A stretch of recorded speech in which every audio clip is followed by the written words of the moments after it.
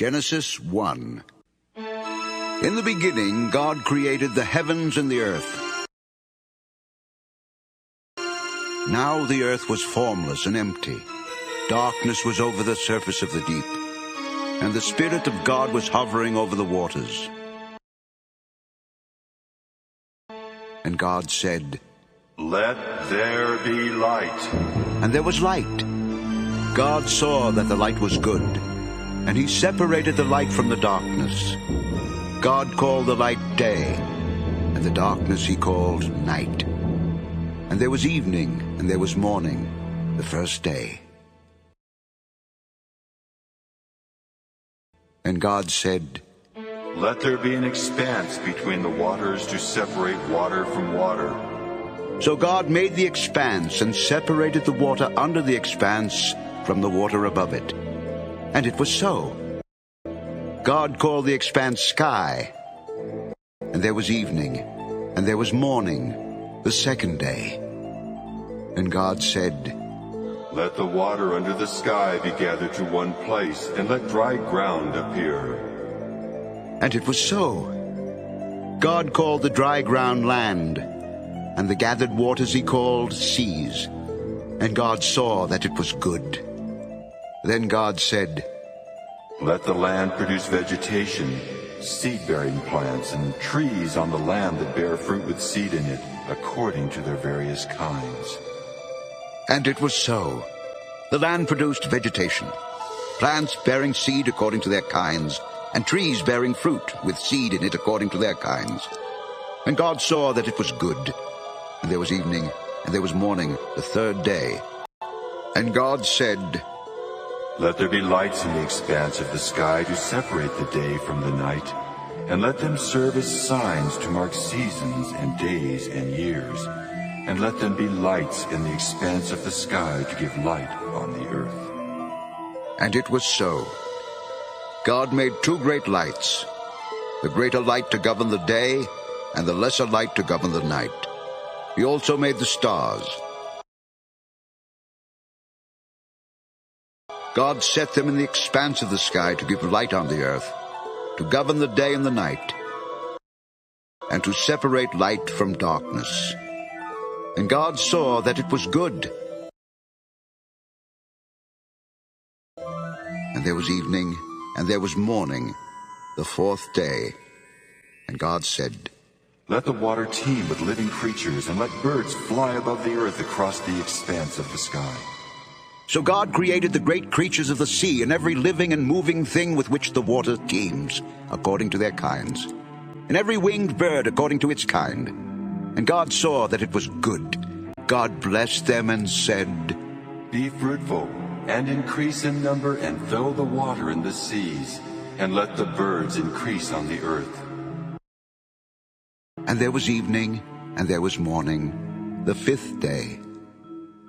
And God said, "Let the land produce living creatures according to their kinds, livestock, creatures that move along the ground, and wild animals, each according to its kind." And it was so. God made the wild animals according to their kinds, the livestock according to their kinds, and all the creatures that move along the ground according to their kinds. And God saw that it was good.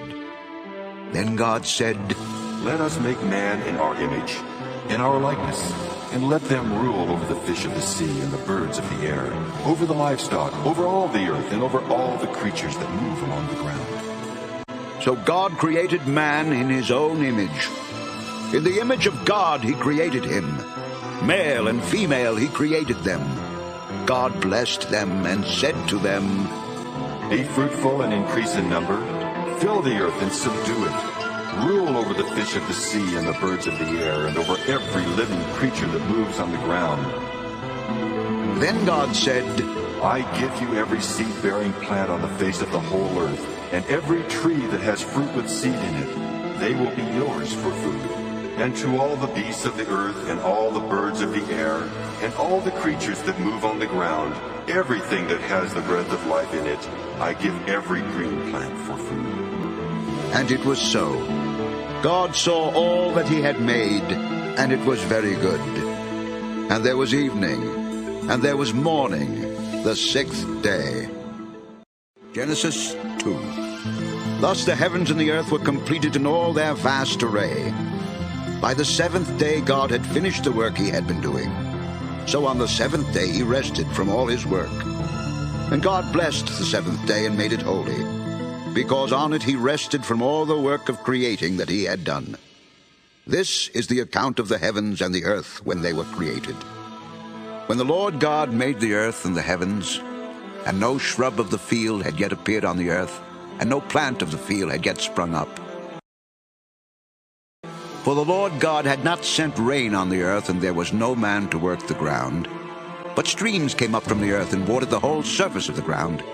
The Lord God formed the man from the dust of the ground, and breathed into his nostrils the breath of life. And the man became a living being.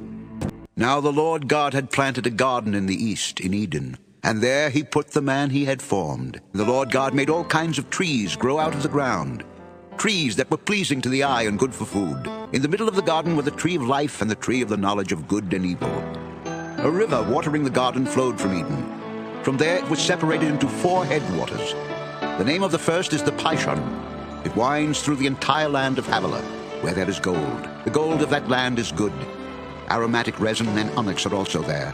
The name of the second river is the Gihon. It winds through the entire land of Cush. The name of the third river is the Tigris. It runs along the east side of Asher, and the fourth river is the Euphrates. The Lord God took the man and put him in the Garden of Eden to work it and take care of it. And the Lord God commanded the man, You are free to eat from any tree in the garden, but you must not eat from the tree of the knowledge of good and evil, for when you eat of it, you will surely die. The Lord God said, It is not good for the man to be alone. I will make a helper suitable for him. Now the Lord God had formed out of the ground all the beasts of the field and all the birds of the air. He brought them to the man to see what he would name them. And whatever the man called each living creature, that was its name. So the man gave names to all the livestock, the birds of the air and all the beasts of the field. But for Adam no suitable helper was found. So the Lord God caused the man to fall into a deep sleep. And while he was sleeping, he took one of the man's ribs and closed up the place with flesh. Then the Lord God made a woman from the rib he had taken out of the man, and he brought her to the man. The man said, This is now bone of my bones and flesh of my flesh. She shall be called woman, for she was taken out of man. For this reason a man will leave his father and mother and be united to his wife, and they will become one flesh. The man and his wife were both naked, and they felt no shame. Genesis 3. Now the serpent was more crafty than any of the wild animals the Lord God had made. He said to the woman, Did God really say, You must not eat from any tree in the garden? The woman said to the serpent, We may eat fruit from the trees in the garden, but God did say, You must not eat fruit from the tree that is in the middle of the garden, and you must not touch it, or you will die. You will not surely die, for God knows that when you eat of it, your eyes will be opened, and you will be like God, knowing good and evil. When the woman saw that the fruit of the tree was good for food and pleasing to the eye, and also desirable for gaining wisdom, she took some and ate it. She also gave some to her husband who was with her, and he ate it. And the eyes of both of them were opened, and they realized they were naked. So they sewed fig leaves together and made coverings for themselves. Then the man and his wife heard the sound of the Lord God as he was walking in the garden in the cool of the day.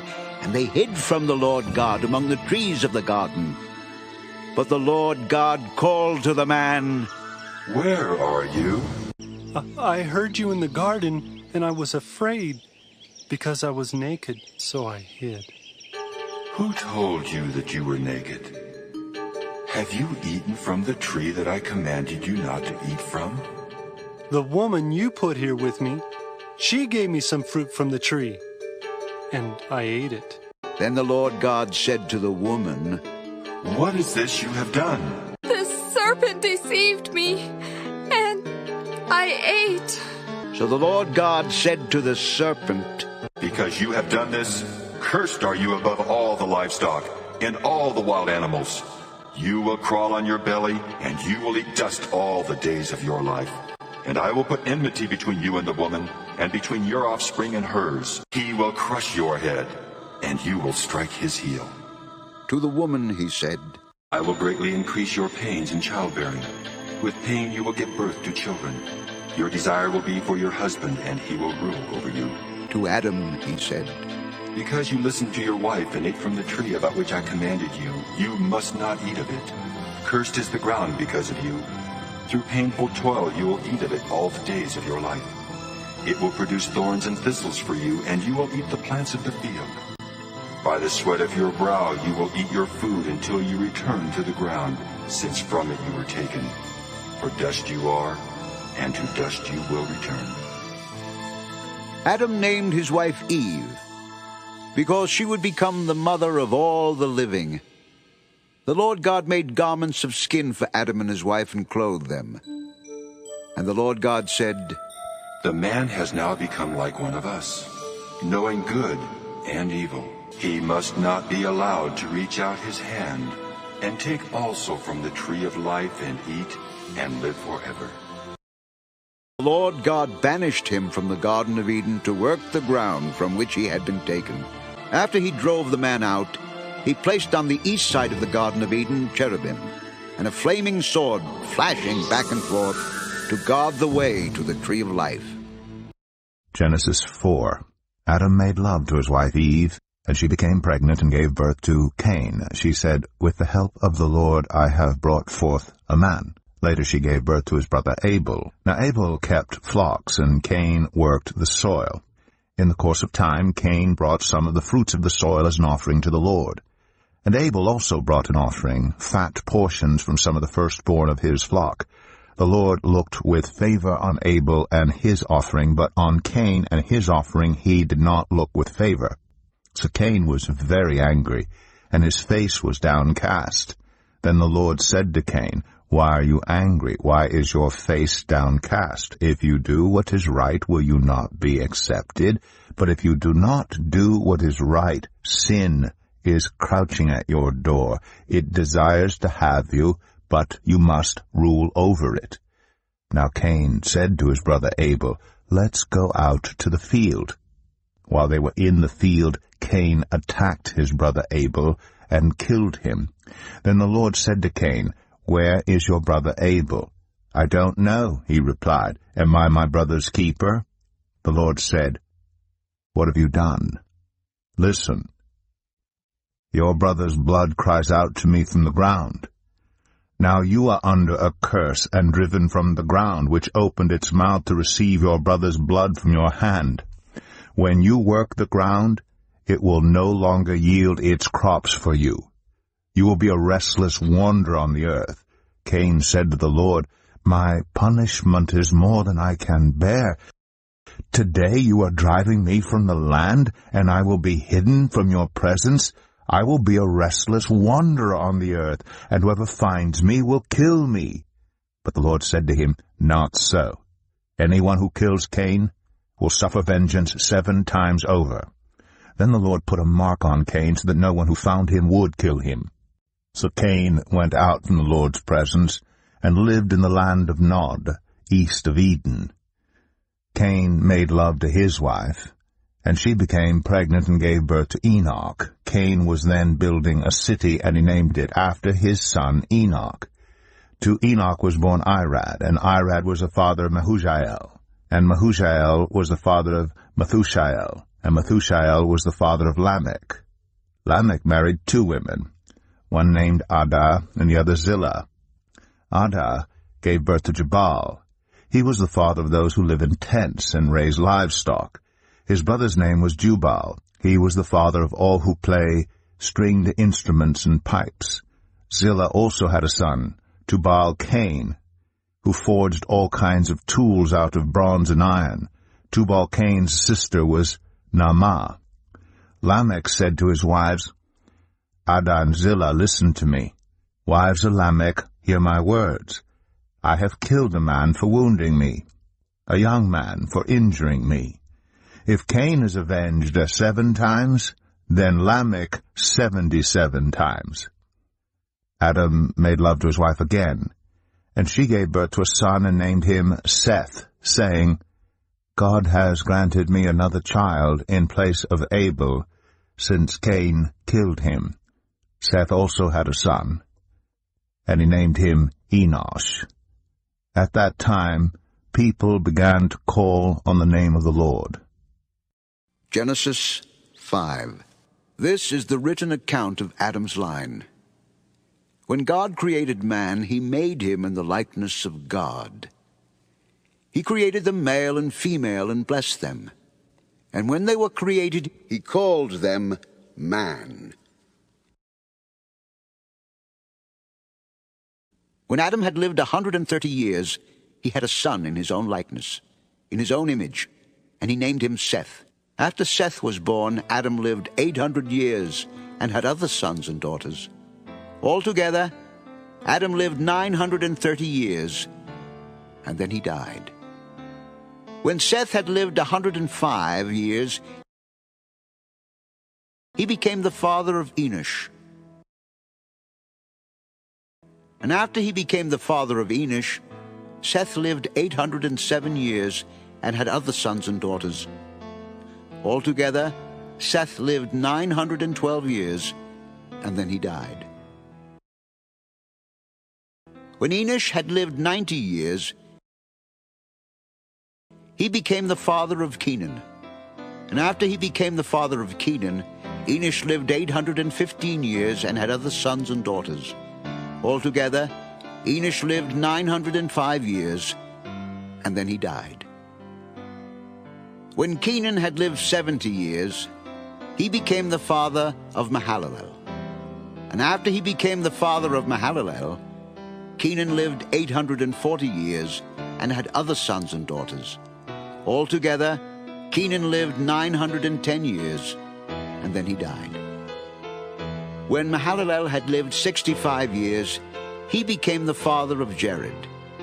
And after he became the father of Jared, Mahalalel lived 830 years and had other sons and daughters. Altogether, Mahalalel lived 895 years, and then he died. When Jared had lived 162 years, he became the father of Enoch. And after he became the father of Enoch, Jared lived 800 years and had other sons and daughters. Altogether, Jared lived 962 years, and then he died. When Enoch had lived 65 years, he became the father of Methuselah. And after he became the father of Methuselah, Enoch walked with God 300 years and had other sons and daughters. Altogether, Enoch lived 365 years. Enoch walked with God.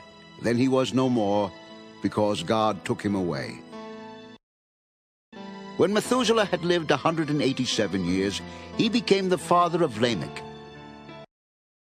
And after he became the father of Lamech, Methuselah lived 782 years and had other sons and daughters.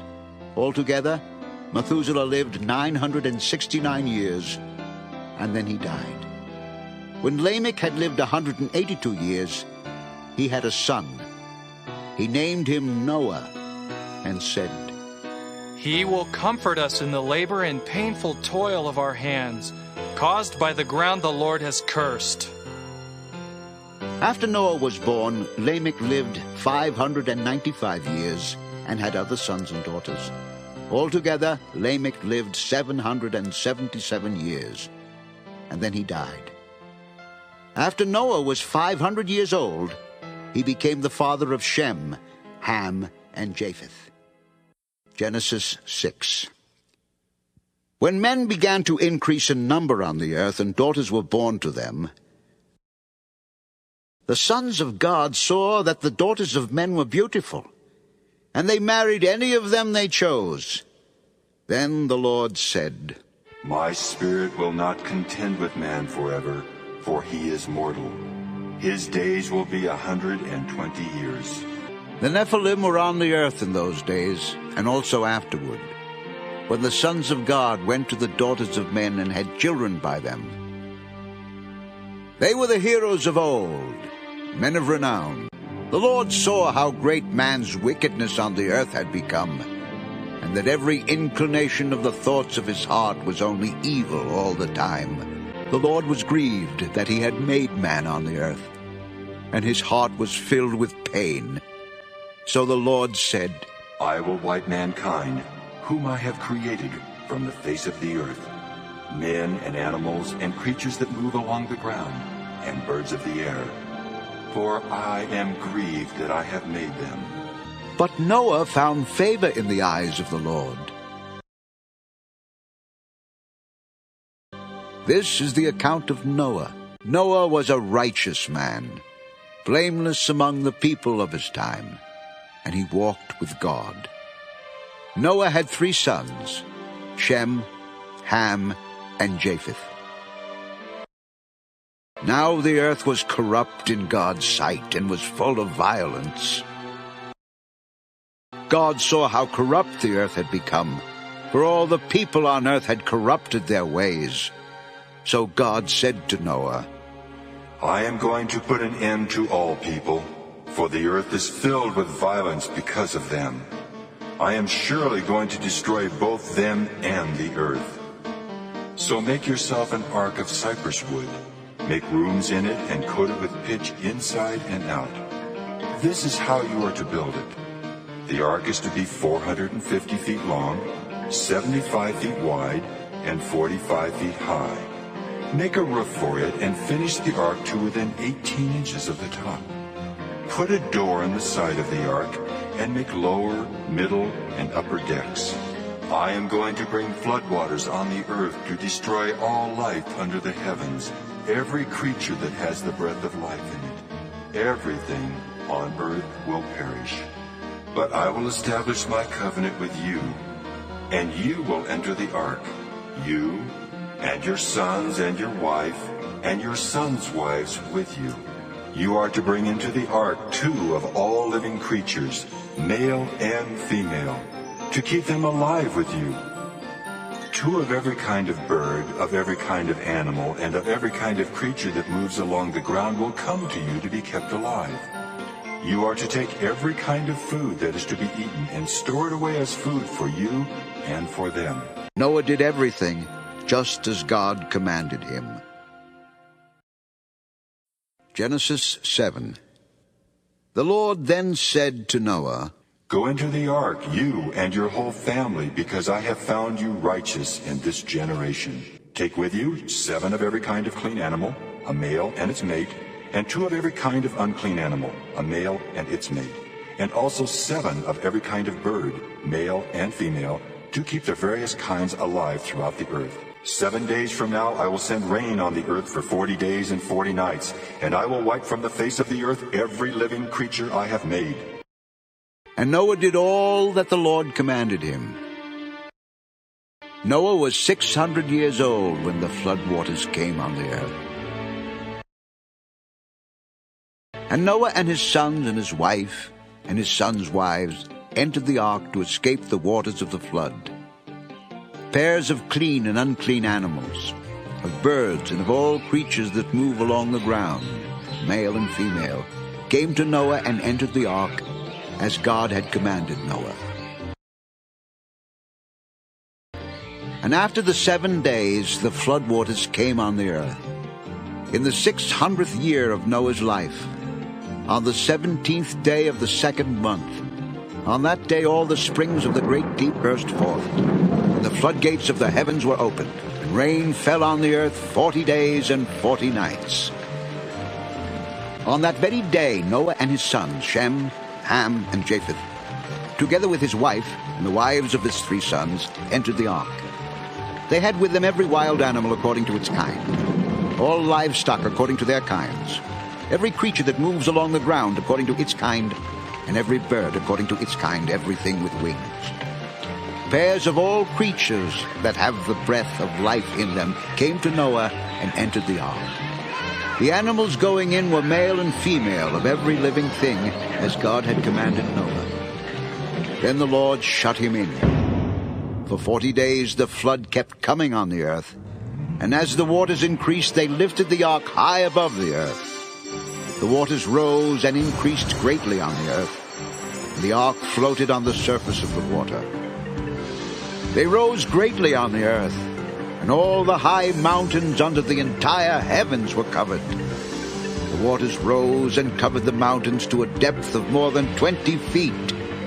Every living thing that moved on the earth perished. Birds, livestock, wild animals, all the creatures that swarm over the earth, and all mankind.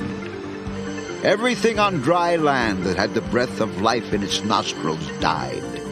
Every living thing on the face of the earth was wiped out. Men and animals and the creatures that move along the ground and the birds of the air were wiped from the earth.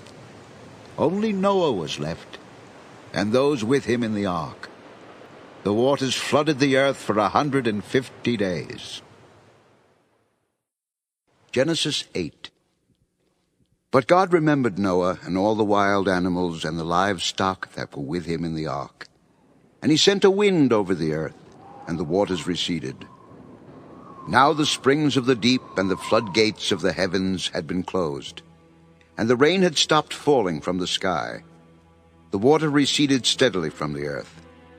At the end of the 150 days the water had gone down, and on the 17th day of the 7th month the ark came to rest on the mountains of Ararat. The waters continued to recede until the 10th month, and on the first day of the 10th month the tops of the mountains became visible. After 40 days Noah opened the window he had made in the ark and sent out a raven, and it kept flying back and forth until the water had dried up from the earth. Then he sent out a dove to see if the water had receded from the surface of the ground. But the dove could find no place to set its feet, because there was water over all the surface of the earth. So it returned to Noah in the ark. He reached out his hand and took the dove and brought it back to himself in the ark. He waited 7 more days and again sent out the dove from the ark. When the dove returned to him in the evening, there in its beak was a freshly plucked olive leaf. Then Noah knew that the water had receded from the earth. He waited 7 more days and sent the dove out again, but this time it did not return to him. By the first day of the 1st month of Noah's 601st year, the water had dried up from the earth. Noah then removed the covering from the ark and saw that the surface of the ground was dry. By the 27th day of the 2nd month the earth was completely dry. Then God said to Noah, "Come out of the ark, you and your wife and your sons and their wives. Bring out every kind of living creature that is with you, the birds, the animals, and all the creatures that move along the ground, so they can multiply on the earth and be fruitful and increase in number upon it." So Noah came out, together with his sons and his wife and his sons' wives. All the animals and all the creatures that move along the ground, and all the birds, everything that moves on the earth came out of the ark, one kind after another. Then Noah built an altar to the Lord, and, taking some of all the clean animals and clean birds, he sacrificed burnt offerings on it. The Lord smelled the pleasing aroma and said in his heart, "Never again will I curse the ground because of man, even though every inclination of his heart is evil from childhood. And never again will I destroy all living creatures as I have done.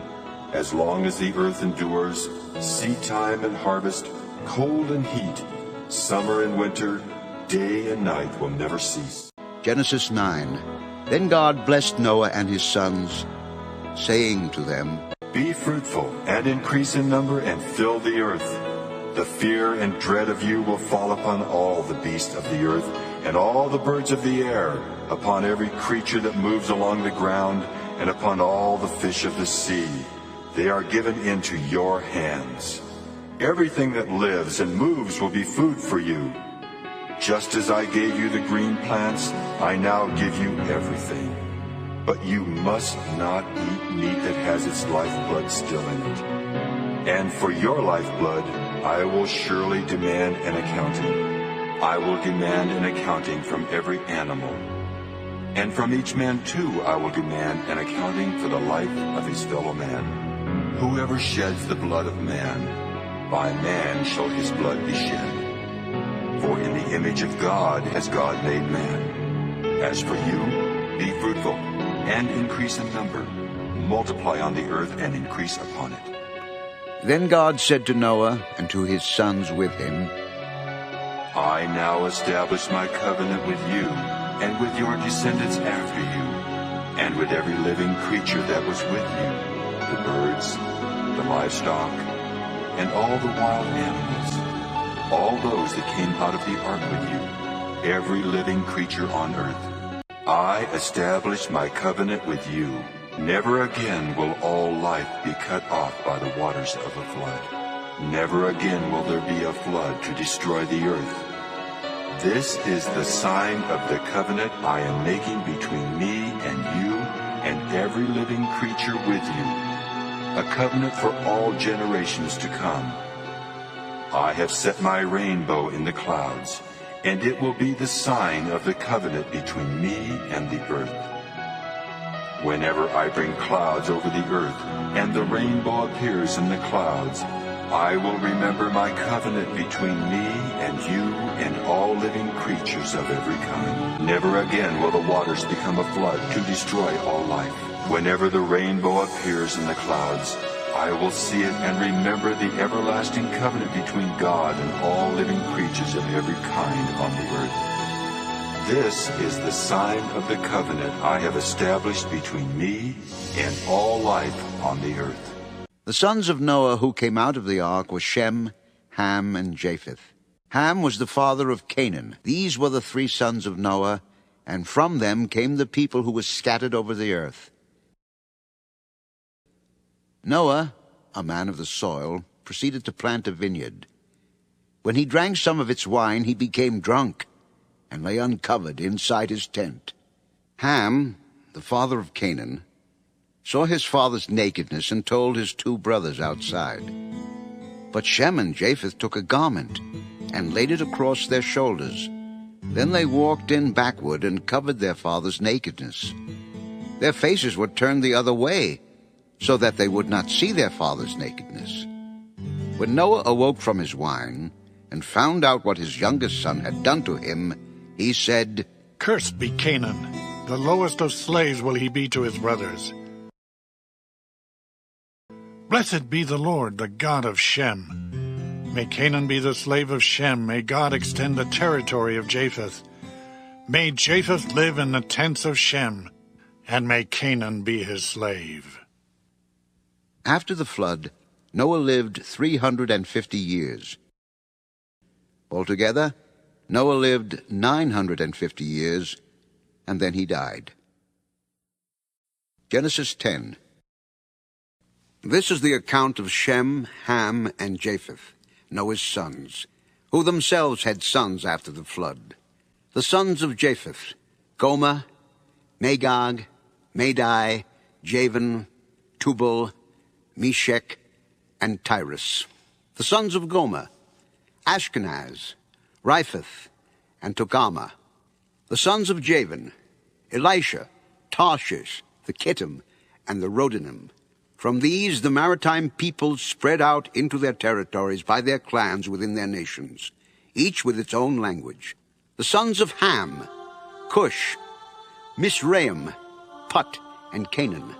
The sons of Cush: Seba, Havilah, Sabta, Raamah, and Sabteka. The sons of Raamah: Sheba and Dedan.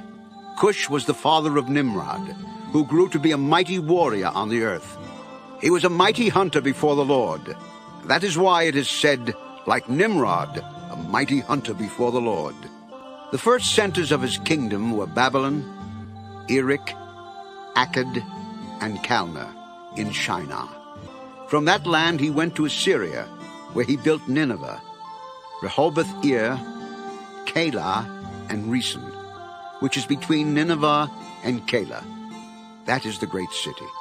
Mizraim was the father of the Ludites, Anamites, Lehabites, Naphtuhites, Pathrusites, Caslahites, from whom the Philistines came, and Caphtorites.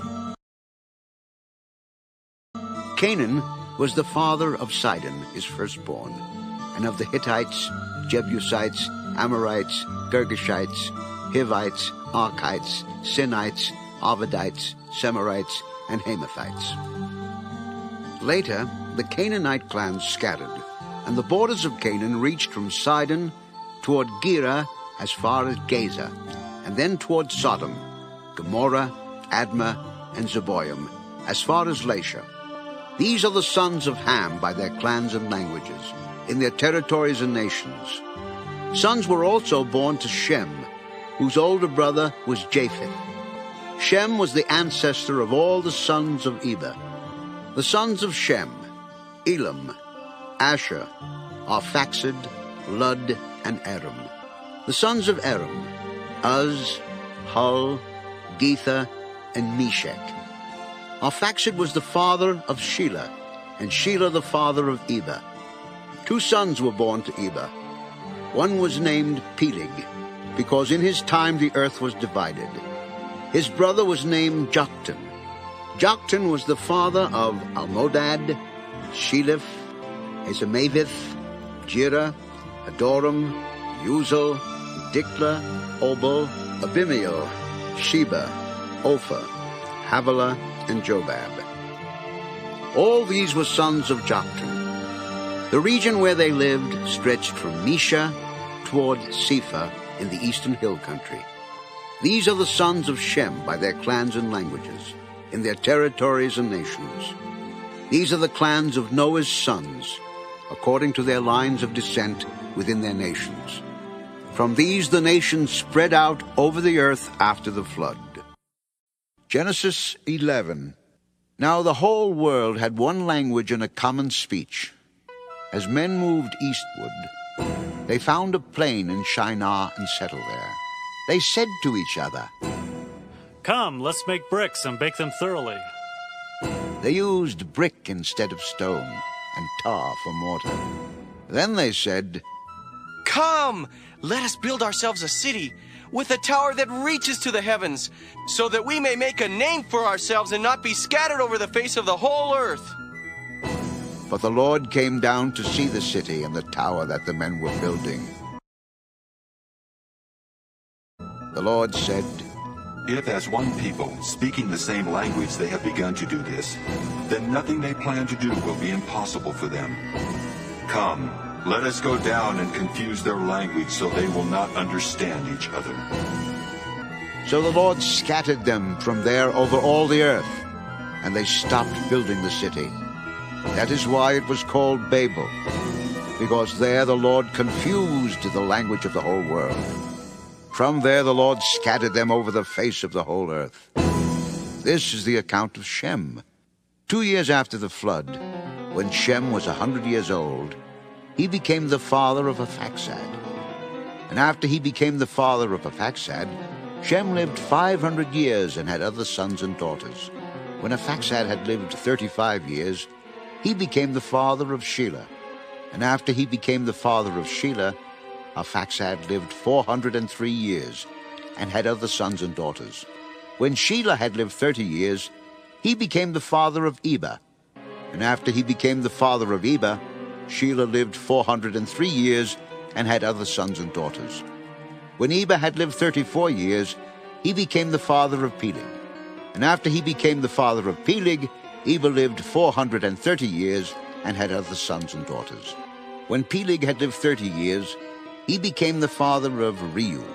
And after he became the father of Reu, Peleg lived 209 years and had other sons and daughters. When Reu had lived 32 years, he became the father of Serug. And after he became the father of Serug, Reu lived 207 years and had other sons and daughters. When Serug had lived 30 years, he became the father of Nahor. And after he became the father of Nahor, Serug lived 200 years and had other sons and daughters. When Nahor had lived 29 years, he became the father of Terah. And after he became the father of Terah, Nahor lived 119 years and had other sons and daughters. After Terah had lived 70 years, he became the father of Abram, Nahor, and Haran. This is the account of Terah. Terah became the father of Abram, Nahor, and Haran. And Haran became the father of Lot. While his father Terah was still alive, Haran died in Ur of the Chaldeans, in the land of his birth. Abram and Nahor both married. The name of Abram's wife was Sarai, and the name of Nahor's wife was Milcah. She was the daughter of Haran, the father of both Milcah and Iscah. Now Sarai was barren. She had no children. Terah took his son Abram, his grandson Lot, son of Haran, and his daughter-in-law Sarai, the wife of his son Abram, and together they set out from Ur of the Chaldeans to go to Canaan. But when they came to Haran, they settled there. Terah lived 205 years, and he died in Haran. Genesis 12. The Lord had said to Abram, Leave your country, your people, and your father's household, and go to the land I will show you. I will make you into a great nation, and I will bless you. I will make your name great, and you will be a blessing. I will bless those who bless you, and whoever curses you, I will curse. And all peoples on earth will be blessed through you. So Abram left as the Lord had told him, and Lot went with him. Abram was 75 years old when he set out from Haran. He took his wife Sarai, his nephew Lot, all the possessions they had accumulated, and the people they had acquired in Haran, and they set out for the land of Canaan, and they arrived there. Abram traveled through the land as far as the site of the great tree of Moreh at Shechem. At that time the Canaanites were in the land. The Lord appeared to Abram and said, To your offspring I will give this land. So he built an altar there to the Lord, who had appeared to him. From there he went on toward the hills east of Bethel, and pitched his tent, with Bethel on the west and Ai on the east. There he built an altar to the Lord, and called on the name of the Lord. Then Abram set out and continued toward the Negev. Now there was a famine in the land, and Abram went down to Egypt to live there for a while, because the famine was severe. As he was about to enter Egypt, he said to his wife Sarai, I know what a beautiful woman you are. When the Egyptians see you, they will say, This is his wife. Then they will kill me, but will let you live. Say you are my sister, so that I will be treated well for your sake. My life will be spared because of you. When Abram came to Egypt, the Egyptians saw that she was a very beautiful woman. And when Pharaoh's officials saw her, they praised her to Pharaoh, and she was taken into his palace. He treated Abram well for her sake, and Abram acquired sheep and cattle, male and female donkeys, men servants and maidservants and camels. But the Lord inflicted serious diseases on Pharaoh and his household because of Abram's wife Sarai. So Pharaoh summoned Abram. What have you done to me? Why didn't you tell me she was your wife? Why did you say, She is my sister, so that I took her to be my wife? Now then, here is your wife. Take her and go. Then Pharaoh gave orders about Abram to his men, and they sent him on his way with his wife and everything he had. Genesis 13. So Abram went up from Egypt to the Negev, with his wife and everything he had, and Lot went with him. Abram had become very wealthy in livestock and in silver and gold. From the Negev he went from place to place until he came to Bethel, to the place between Bethel and Ai, where his tent had been earlier, and where he had first built an altar. There Abram called on the name of the Lord. Now Lot, who was moving about with Abram, also had flocks and herds and tents. But the land could not support them while they stayed together, for their possessions were so great that they were not able to stay together. And quarreling arose between Abram's herdsmen and the herdsmen of Lot. The Canaanites and Perizzites were also living in the land at that time. So Abram said to Lot, Let's not have any quarreling between you and me, or between your herdsmen and mine, for we are brothers. Is not the whole land before you? Let's part company. If you go to the left, I'll go to the right. If you go to the right, I'll go to the left. Lot looked up and saw that the whole plain of the Jordan was well watered, like the garden of the Lord, like the land of Egypt toward Zoar. This was before the Lord destroyed Sodom and Gomorrah. So Lot chose for himself the whole plain of the Jordan and set out toward the east. The two men parted company. Abram lived in the land of Canaan, while Lot lived among the cities of the plain and pitched his tents near Sodom. Now the men of Sodom were wicked and were sinning greatly against the Lord.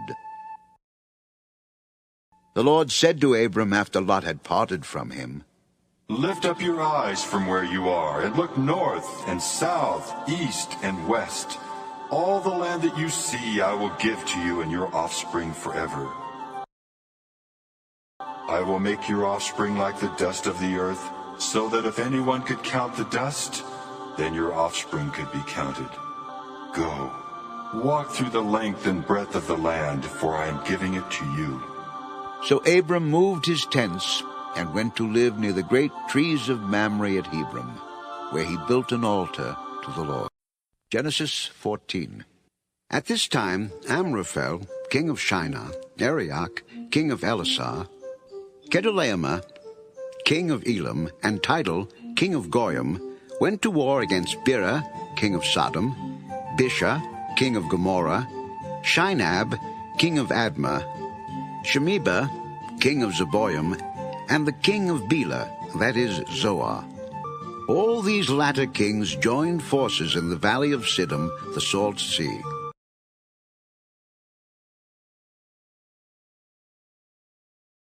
For 12 years they had been subject to Kedorlaomer, but in the 13th year they rebelled. In the 14th year, Kedorlaomer and the kings allied with him went out and defeated the Rephaites in Ashtaroth Karnaim, the Zuzites in Ham, the Emites in Sheva Kiriathaim, and the Horites in the hill country of Seir, as far as El Paran near the desert. Then they turned back and went to En-Mishpat, that is, Kadesh, and they conquered the whole territory of the Amalekites, as well as the Amorites who were living in Hazazon-Tamar. Then the king of Sodom, the king of Gomorrah, the king of Admah, the king of Zeboim, and the king of Bela, that is, Zoar, marched out and drew up their battle lines in the valley of Siddim against Kedorlaomer, king of Elam, Tidal, king of Goyim, Amraphel, king of Shinar, and Arioch, king of Elasar, 4 kings against 5. Now the valley of Siddim was full of tar pits, and when the kings of Sodom and Gomorrah fled, some of the men fell into them, and the rest fled to the hills. The 4 kings seized all the goods of Sodom and Gomorrah, and all their food. Then they went away. They also carried off Abram's nephew Lot and his possessions, since he was living in Sodom. One who had escaped came and reported this to Abram the Hebrew. Now Abram was living near the great trees of Mamre the Amorite, a brother of Eshcol and Aner, all of whom were allied with Abram. When Abram heard that his relative had been taken captive, he called out the 318 trained men born in his household and went in pursuit as far as Dan. During the night, Abram divided his men to attack them, and he routed them, pursuing them as far as Hobah, north of Damascus. He recovered all the goods and brought back his relative Lot and his possessions, together with the women and the other people. After Abram returned from defeating Kedorlaomer and the kings allied with him, the king of Sodom came out to meet him in the valley of Sheva, that is, the king's valley. Then Melchizedek, king of Salem, brought out bread and wine. He was priest of God Most High, and he blessed Abram, saying, Blessed be Abram by God Most High, creator of heaven and earth, and blessed be God Most High, who delivered your enemies into your hand. Then Abram gave him 1/10 of everything. The king of Sodom said to Abram, Give me the people and keep the goods for yourself. But Abram said to the king of Sodom, I have raised my hand to the Lord, God Most High, Creator of heaven and earth, and have taken an oath that I will accept nothing belonging to you, not even a thread or the thong of a sandal, so that you will never be able to say, I made Abram rich. I will accept nothing but what my men have eaten, and the share that belongs to the men who went with me, to Aner, Eshcol, and Mamre. Let them have their share. Genesis 15. After this, the word of the Lord came to Abram in a vision. Do not be afraid, Abram. I am your shield, your very great reward. O sovereign Lord, what can you give me, since I remain childless? And the one who will inherit my estate is Eliezer of Damascus. You have given me no children, so a servant in my household will be my heir.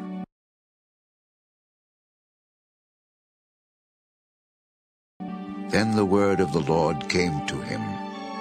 This man will not be your heir, but a son coming from your own body will be your heir. He took him outside and said, Look up at the heavens and count the stars. If indeed you can count them, so shall your offspring be. Abram believed the Lord, and he credited it to him as righteousness. He also said to him, I am the Lord who brought you out of Ur of the Chaldeans to give you this land to take possession of it.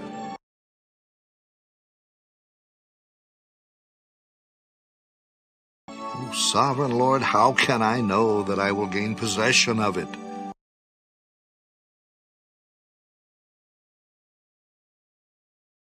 Bring me a heifer, a goat, and a ram, each 3 years old, along with a dove and a young pigeon. Abram brought all these to him, cut them in two, and arranged the halves opposite each other. The birds, however, he did not cut in half. Then birds of prey came down on the carcasses. But Abram drove them away. As the sun was setting, Abram fell into a deep sleep, and a thick and dreadful darkness came over him. Then the Lord said to him, Know for certain that your descendants will be strangers in a country not their own, and they will be enslaved and mistreated 400 years. But I will punish the nation they serve as slaves, and afterward they will come out with great possessions. You, however, will go to your fathers in peace and be buried at a good old age.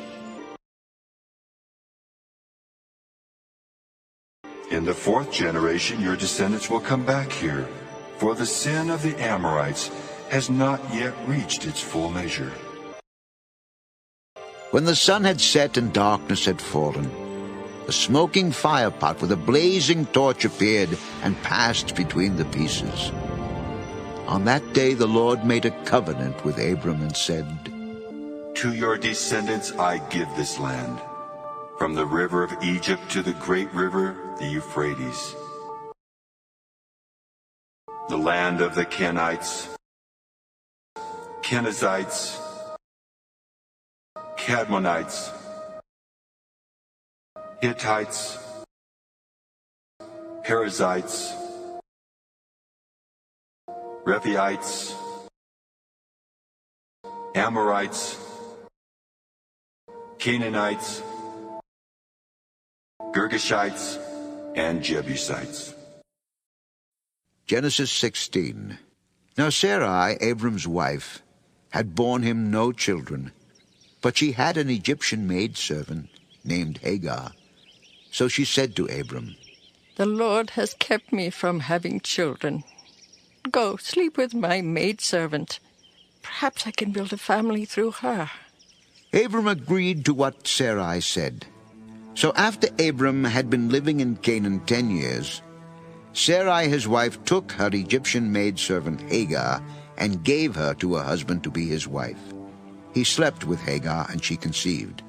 When she knew she was pregnant, she began to despise her mistress. Then Sarai said to Abram, You are responsible for the wrong I'm suffering. I put my servant in your arms, and now that she knows she is pregnant, she despises me. May the Lord judge between you and me. Your servant is in your hands. Do with her whatever you think best. Then Sarai mistreated Hagar, so she fled from her. The angel of the Lord found Hagar near a spring in the desert. It was the spring that is beside the road to Shur. And he said, Hagar, servant of Sarai, where have you come from and where are you going? I'm running away from my mistress Sarai. Then the angel of the Lord told her, Go back to your mistress and submit to her. I will so increase your descendants that they will be too numerous to count. You are now with child, and you will have a son. You shall name him Ishmael, for the Lord has heard of your misery. He will be a wild donkey of a man. His hand will be against everyone, and everyone's hand against him. And he will live in hostility toward all his brothers. She gave this name to the Lord who spoke to her. You are the God who sees me. I have now seen the one who sees me. That is why the well was called Beel-Lahai-roi. It is still there, between Kadesh and Bered. So Hagar bore Abram a son, and Abram gave the name Ishmael to the son she had born. Abram was 86 years old when Hagar bore him Ishmael. Genesis 17. When Abram was 99 years old, the Lord appeared to him and said, I am God Almighty. Walk before me and be blameless. I will confirm my covenant between me and you, and will greatly increase your numbers. Abram fell face down, and God said to him, As for me, this is my covenant with you. You will be the father of many nations. No longer will you be called Abram. Your name will be Abraham, for I have made you a father of many nations. I will make you very fruitful. I will make nations of you, and kings will come from you. I will establish my covenant as an everlasting covenant between me and you and your descendants after you, for the generations to come, to be your God and the God of your descendants after you. The whole land of Canaan, where you are now an alien, I will give as an everlasting possession to you and your descendants after you, and I will be their God. As for you, you must keep my covenant, you and your descendants after you, for the generations to come. This is my covenant with you and your descendants after you, the covenant you are to keep. Every male among you shall be circumcised. You are to undergo circumcision, and it will be the sign of the covenant between me and you. For the generations to come, every male among you who is 8 days old must be circumcised, including those born in your household, or bought with money from a foreigner, those who are not your offspring. Whether born in your household or bought with your money, they must be circumcised. My covenant in your flesh is to be an everlasting covenant. Any uncircumcised male who has not been circumcised in the flesh will be cut off from his people. He has broken my covenant. As for Sarai, your wife, you are no longer to call her Sarai. Her name will be Sarah. I will bless her and will surely give you a son by her. I will bless her so that she will be the mother of nations. Kings of peoples will come from her. Abraham fell face down. He laughed and said to himself, Will a son be born to a man 100 years old? Will Sarah bear a child at the age of 90? And Abraham said to God, If only Ishmael might live under your blessing. Yes, but your wife Sarah will bear you a son, and you will call him Isaac. I will establish my covenant with him as an everlasting covenant for his descendants after him. And as for Ishmael, I have heard you. I will surely bless him. I will make him fruitful and will greatly increase his numbers. He will be the father of 12 rulers, and I will make him into a great nation. But my covenant I will establish with Isaac, whom Sarah will bear to you by this time next year." When he had finished speaking with Abraham, God went up from him. On that very day Abraham took his son Ishmael, and all those born in his household, or bought with his money, every male in his household, and circumcised them as God told him. Abraham was 99 years old when he was circumcised, and his son Ishmael was 13. Abraham and his son Ishmael were both circumcised on that same day.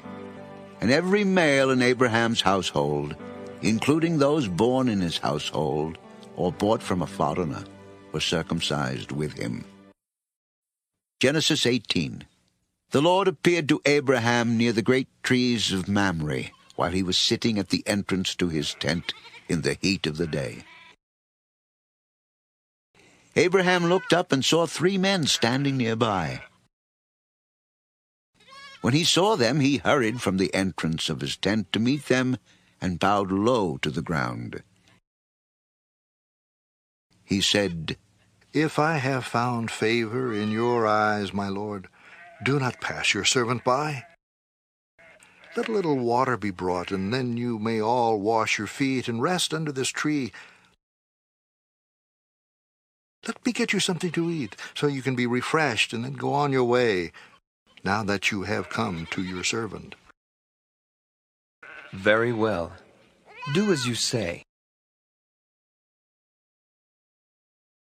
So Abraham hurried into the tent to Sarah. "Quick, get 3 seahs of fine flour, and knead it, and bake some bread." Then he ran to the herd and selected a choice tender calf, and gave it to a servant who hurried to prepare it. He then brought some curds and milk, and the calf that had been prepared, and set these before them. While they ate, he stood near them under a tree.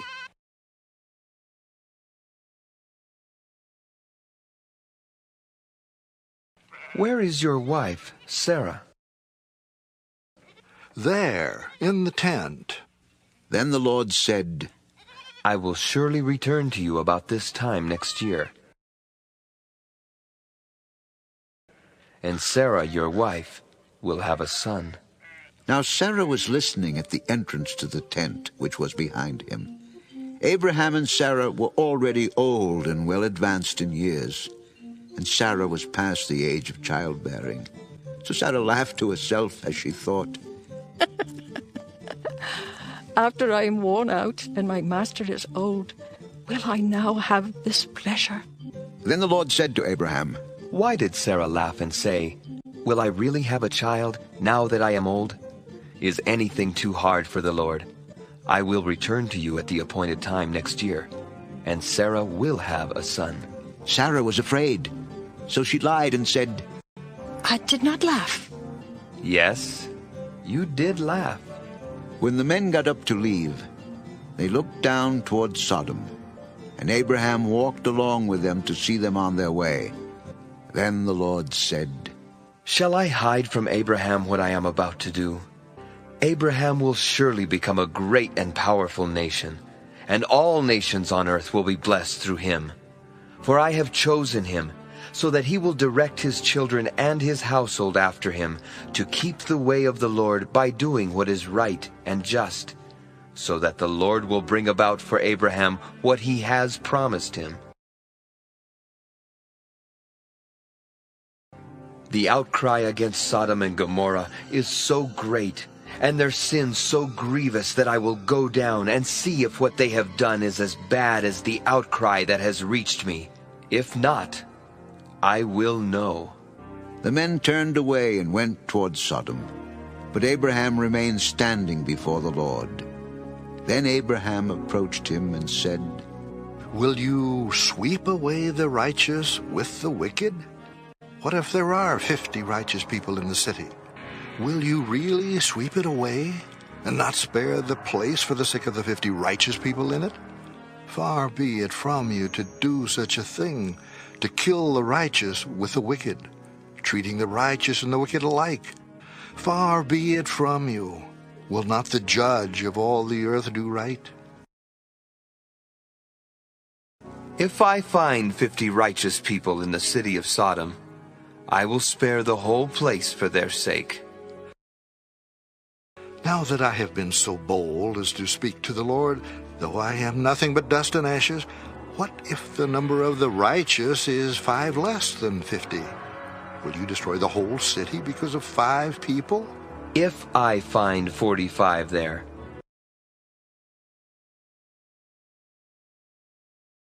I will not destroy it. What if only 40 are found there? For the sake of 40, I will not do it. May the Lord not be angry, but let me speak. What if only 30 can be found there? I will not do it if I find 30 there. Now that I have been so bold as to speak to the Lord, what if only 20 can be found there? For the sake of 20, I will not destroy it. May the Lord not be angry, but let me speak just once more. What if only 10 can be found there? For the sake of 10, I will not destroy it. When the Lord had finished speaking with Abraham, he left, and Abraham returned home. Genesis 19. The 2 angels arrived at Sodom in the evening, and Lot was sitting in the gateway of the city. When he saw them, he got up to meet them and bowed down with his face to the ground. My lords, please turn aside to your servant's house. You can wash your feet and spend the night, and then go on your way early in the morning. No, we will spend the night in the square. But he insisted so strongly that they did go with him and entered his house. He prepared a meal for them, baking bread without yeast, and they ate. Before they had gone to bed, all the men from every part of the city of Sodom, both young and old, surrounded the house. They called to Lot. Where are the men who came to you tonight? Bring them out to us so that we can have sex with them. Lot went outside to meet them and shut the door behind him and said, No, my friends, don't do this wicked thing. Look, I have 2 daughters who have never slept with a man. Let me bring them out to you, and you can do what you like with them. But don't do anything to these men, for they have come under the protection of my roof. Get out of our way! This fellow came here as an alien, and now he wants to play the judge. We'll treat you worse than them! They kept bringing pressure on Lot and moved forward to break down the door. But the men inside reached out and pulled Lot back into the house and shut the door. Then they struck the men who were at the door of the house, young and old, with blindness, so that they could not find the door.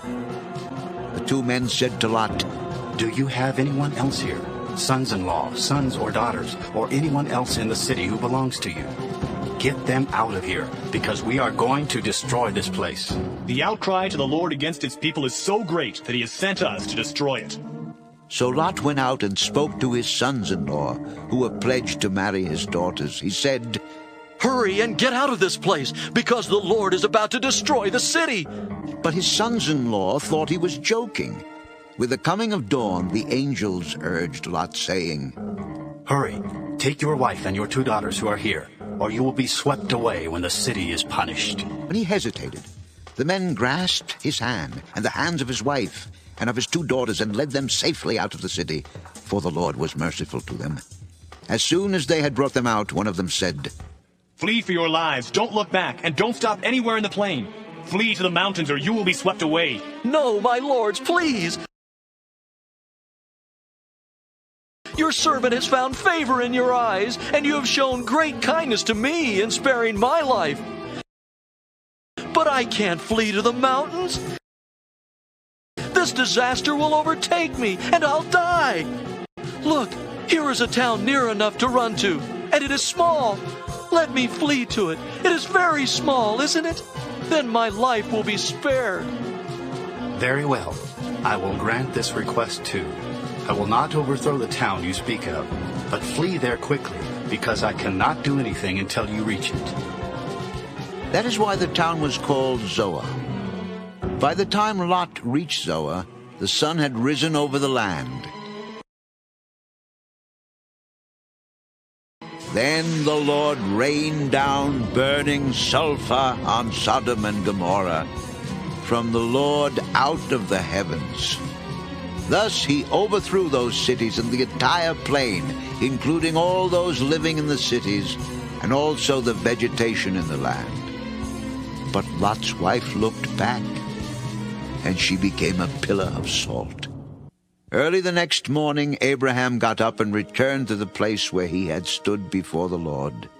He looked down toward Sodom and Gomorrah, toward all the land of the plain, and he saw dense smoke rising from the land, like smoke from a furnace. So when God destroyed the cities of the plain, he remembered Abraham, and he brought Lot out of the catastrophe that overthrew the cities where Lot had lived.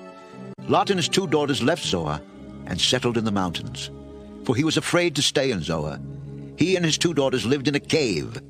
One day the older daughter said to the younger, "Our father is old, and there is no man around here to lie with us, as is the custom all over the earth. Let's get our father to drink wine, and then lie with him, and preserve our family line through our father."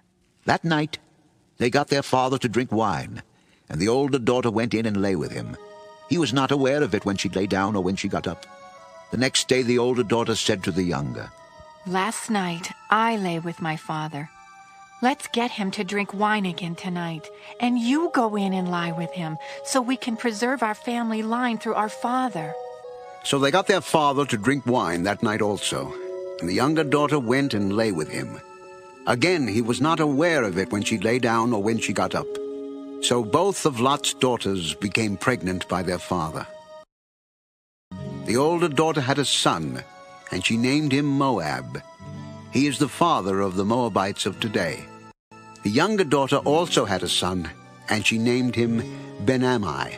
He is the father of the Ammonites of today. Genesis 20.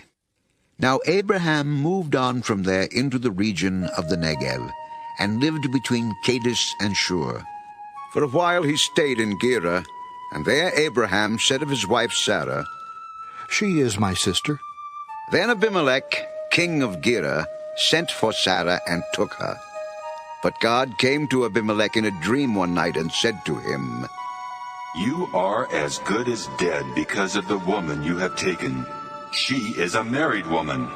Now Abimelech had not gone near her, so he said, "Lord, will you destroy an innocent nation?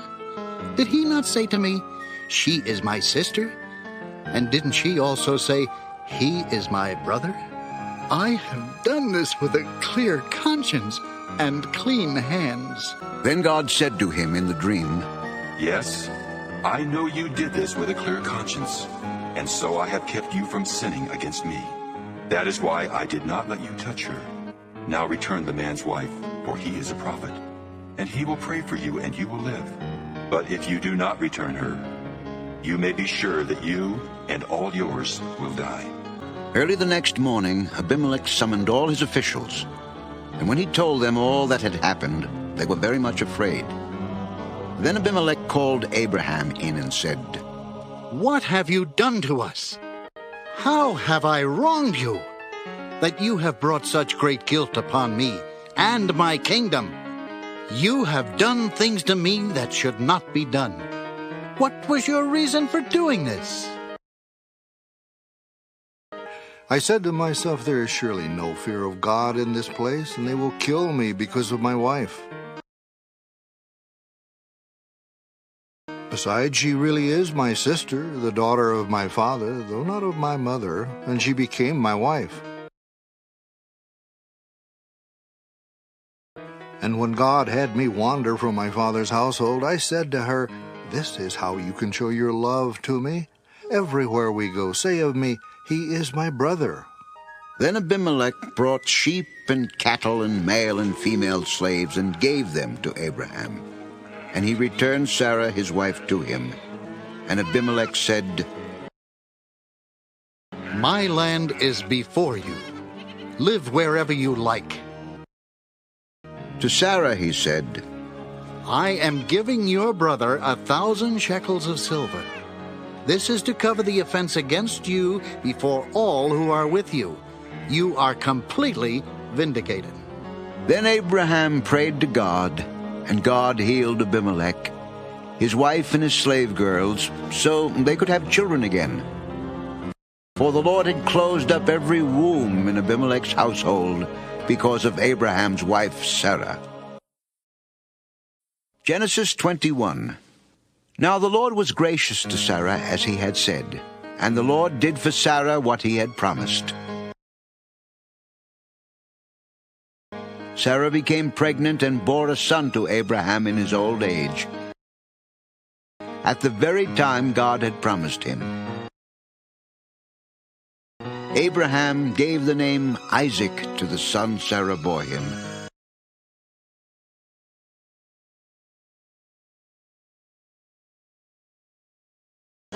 When his son Isaac was 8 days old, Abraham circumcised him, as God commanded him. Abraham was 100 years old when his son Isaac was born to him. Sarah said, God has brought me laughter, and everyone who hears about this will laugh with me. Who would have said to Abraham that Sarah would nurse children?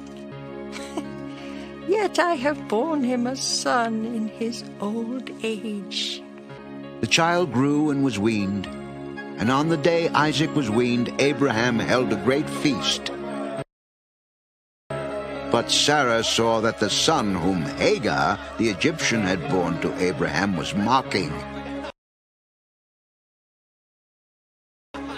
And she said to Abraham, Get rid of that slave woman and her son, for that slave woman's son will never share in the inheritance with my son, Isaac. The matter distressed Abraham greatly, because it concerned his son. But God said to him, Do not be so distressed about the boy and your maidservant. Listen to whatever Sarah tells you, because it is through Isaac that your offspring will be reckoned. I will make the son of the maidservant into a nation also, because he is your offspring. Early the next morning, Abraham took some food and a skin of water and gave them to Hagar. He set them on her shoulders and then sent her off with the boy. She went on her way and wandered in the desert of Beersheba. When the water in the skin was gone, she put the boy under one of the bushes. Then she went off and sat down nearby about a bow shot away, for she thought, I cannot watch the boy die. And as she sat there nearby, she began to sob. God heard the boy crying, and the angel of God called to Hagar from heaven and said to her, What is the matter, Hagar? Do not be afraid. God has heard the boy crying as he lies there. Lift the boy up and take him by the hand, for I will make him into a great nation. Then God opened her eyes, and she saw a well of water. So she went and filled the skin with water and gave the boy a drink.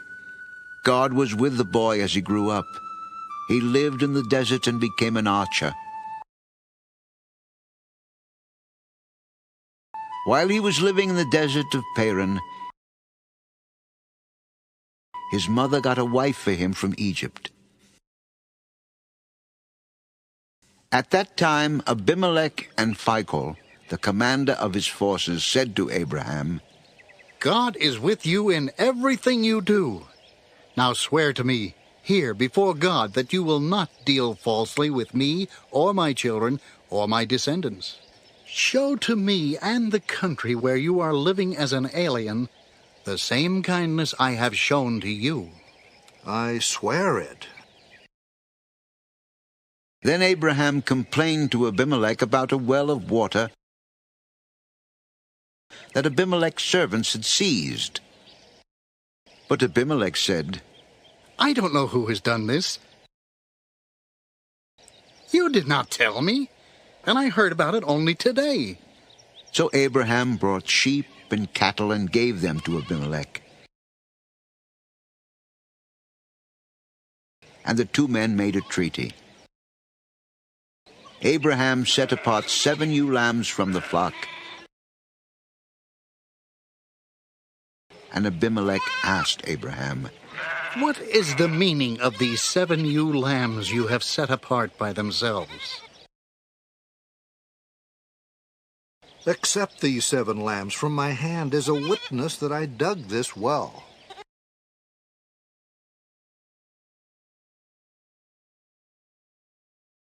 So that place was called Beersheba, because the two men swore an oath there. After the treaty had been made at Beersheba, Abimelech and Phicol, the commander of his forces, returned to the land of the Philistines. Abraham planted a tamarisk tree in Beersheba, and there he called upon the name of the Lord, the eternal God. And Abraham stayed in the land of the Philistines for a long time. Genesis 22. Sometime later, God tested Abraham. He said to him, Abraham, here I am. Take your son, your only son Isaac, whom you love, and go to the region of Moriah. Sacrifice him there as a burnt offering on one of the mountains I will tell you about. Early the next morning, Abraham got up and saddled his donkey. He took with him 2 of his servants and his son Isaac. When he had cut enough wood for the burnt offering, he set out for the place God had told him about. On the 3rd day, Abraham looked up and saw the place in the distance. He said to his servants, Stay here with the donkey while I and the boy go over there. We will worship, then we will come back to you. Abraham took the wood for the burnt offering and placed it on his son Isaac, and he himself carried the fire and the knife. As the 2 of them went on together, Isaac spoke up and said to his father Abraham, Father? Yes, my son? Fire and wood are here, but where is the lamb for the burnt offering? God himself will provide the lamb for the burnt offering, my son. And the 2 of them went on together. When they reached the place God had told him about, Abraham built an altar there and arranged the wood on it. He bound his son Isaac and laid him on the altar on top of the wood. Then he reached out his hand and took the knife to slay his son.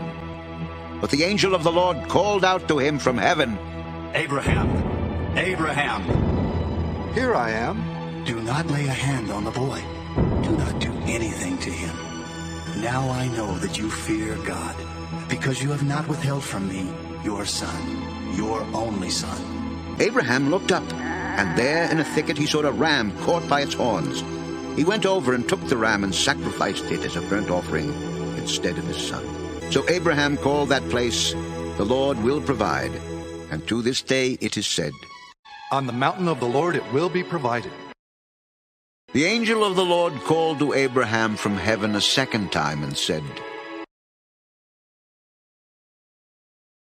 I swear by myself, declares the Lord, that because you have done this and have not withheld your son, your only son, I will surely bless you and make your descendants as numerous as the stars in the sky and as the sand on the seashore. Your descendants will take possession of the cities of their enemies, and through your offspring all nations on earth will be blessed, because you have obeyed me. Then Abraham returned to his servants, and they set off together for Beersheba. And Abraham stayed in Beersheba. Sometime later Abraham was told, Milcah is also a mother. She has borne sons to your brother Nahor. Uz the firstborn, Buz his brother, Kemuel the father of Aram, Kesed, Hazo, Pildash, Jidlaph, and Bethuel. Bethuel became the father of Rebekah. Milcah bore these 8 sons to Abraham's brother Nahor. His concubine, whose name was Rumah, also had sons, Teba, Gaam, Taash, and Maacah. Genesis 23. Sarah lived to be 127 years old.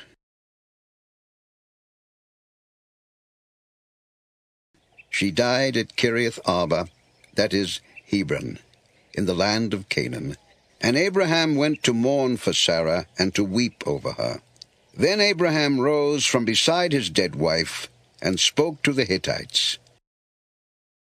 He said, I am an alien and a stranger among you. Sell me some property for a burial site here, so I can bury my dead. The Hittites replied to Abraham, Sir, listen to us. You are a mighty prince among us. Bury your dead in the choicest of our tombs. None of us will refuse you his tomb for burying your dead. Then Abraham rose and bowed down before the people of the land, the Hittites. He said to them, If you are willing to let me bury my dead, then listen to me and intercede with Ephron, son of Zohar, on my behalf, so he will sell me the cave of Machpelah, which belongs to him and is at the end of his field. Ask him to sell it to me for the full price, as a burial site among you. Ephron the Hittite was sitting among his people, and he replied to Abraham in the hearing of all the Hittites who had come to the gate of his city. No, my lord, listen to me. I give you the field, and I give you the cave that is in it. I give it to you in the presence of my people. Bury your dead. Again Abraham bowed down before the people of the land. And he said to Ephron in their hearing, Listen to me, if you will. I will pay the price of the field. Accept it from me so I can bury my dead there. Listen to me, my lord. The land is worth 400 shekels of silver, but what is that between me and you? Bury your dead. Abraham agreed to Ephron's terms, and weighed out for him the price he had named in the hearing of the Hittites, 400 shekels of silver, according to the weight current among the merchants. So Ephron's field in Machpelah near Mamre, both the field and the cave in it, and all the trees within the borders of the field, was deeded to Abraham as his property in the presence of all the Hittites who had come to the gate of the city. Afterward, Abraham buried his wife Sarah in the cave in the field of Machpelah near Mamre, which is at Hebron, in the land of Canaan.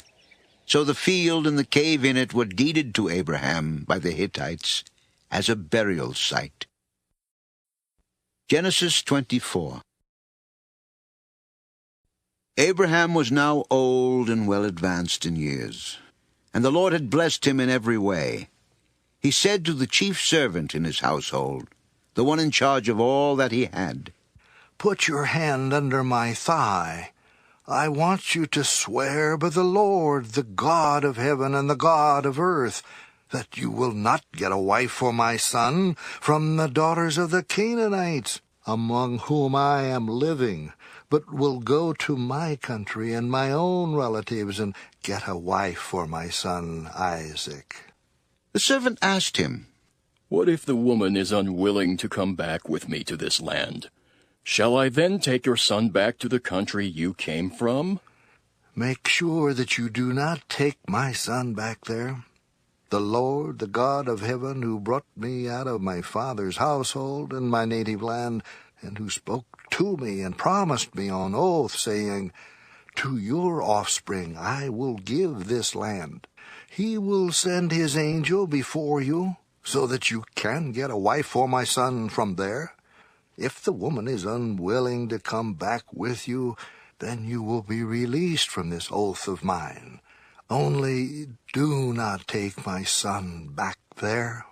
So the servant put his hand under the thigh of his master Abraham, and swore an oath to him concerning this matter.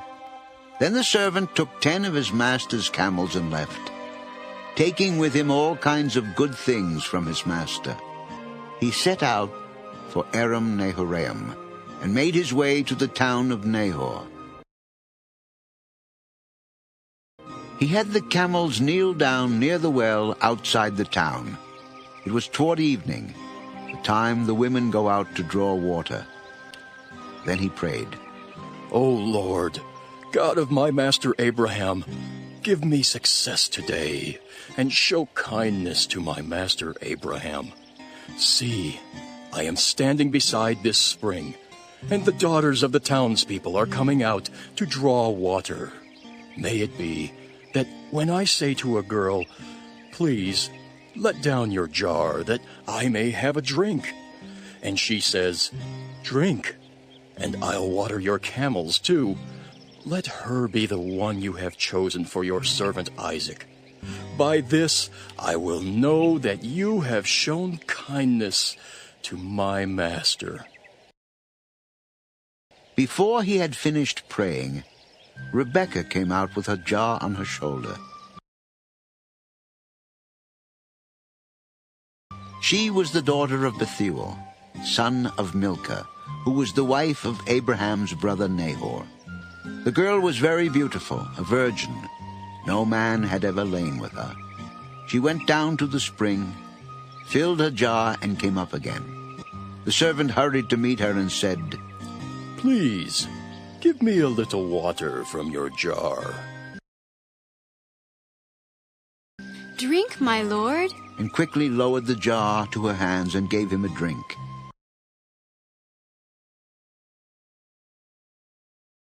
After she had given him a drink, she said, I'll draw water for your camels too, until they have finished drinking. So she quickly emptied her jar into the trough, ran back to the well to draw more water, and drew enough for all his camels. Without saying a word, the man watched her closely to learn whether or not the Lord had made his journey successful. When the camels had finished drinking, the man took out a gold nose ring weighing a beaker, and 2 gold bracelets weighing 10 shekels. Then he asked, Whose daughter are you? Please tell me, is there room in your father's house for us to spend the night? I am the daughter of Bethuel, the son that Milcah bore to Nahor. We have plenty of straw and fodder, as well as room for you to spend the night. Then the man bowed down and worshipped the Lord, saying, Praise be to the Lord, the God of my master Abraham, who has not abandoned his kindness and faithfulness to my master. As for me, the Lord has led me on the journey to the house of my master's relatives. The girl ran and told her mother's household about these things.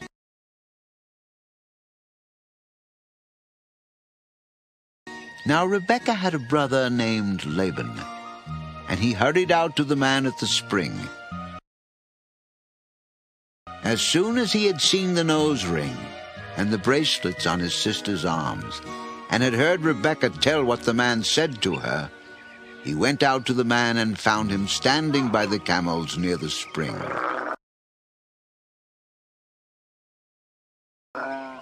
Come, you who are blessed by the Lord. Why are you standing out here? I have prepared the house and a place for the camels. So the man went to the house, and the camels were unloaded.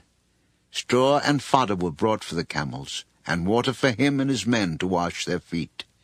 Then food was set before him, but he said, I will not eat until I have told you what I have to say. Then tell us. I am Abraham's servant. The Lord has blessed my master abundantly, and he has become wealthy. He has given him sheep and cattle, silver and gold, men servants and maid servants, and camels and donkeys.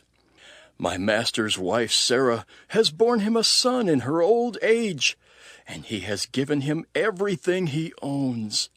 And my master made me swear an oath, and said, You must not get a wife for my son from the daughters of the Canaanites, in whose land I live, but go to my father's family, and to my own clan, and get a wife for my son.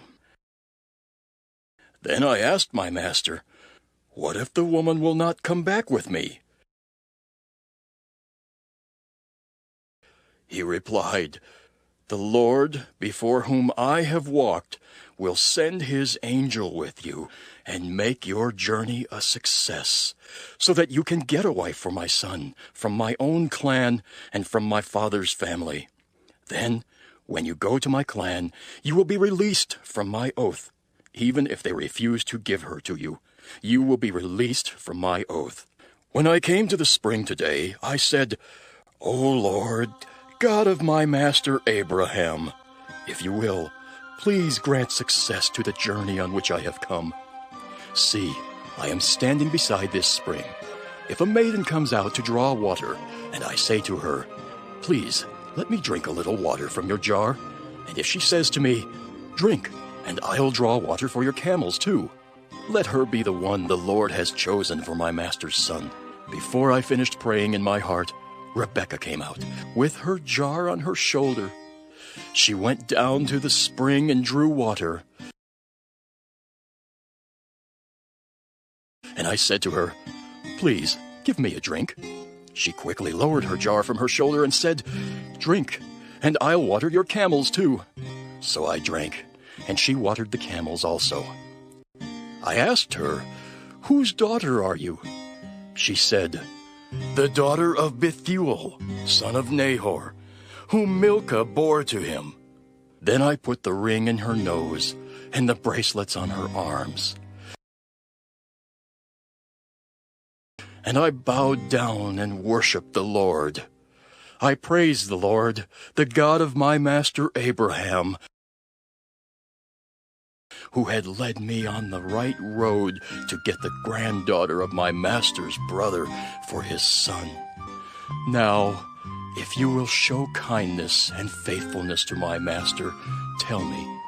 And if not, tell me, so I may know which way to turn. Laban and Bethuel answered, This is from the Lord. We can say nothing to you one way or the other. Here is Rebekah. Take her and go, and let her become the wife of your master's son, as the Lord has directed. When Abraham's servant heard what they said, he bowed down to the ground before the Lord. Then the servant brought out gold and silver jewelry and articles of clothing and gave them to Rebekah. He also gave costly gifts to her brother and to her mother.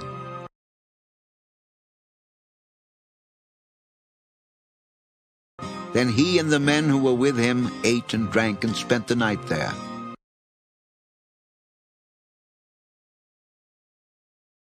When they got up the next morning, he said, Send me on my way to my master.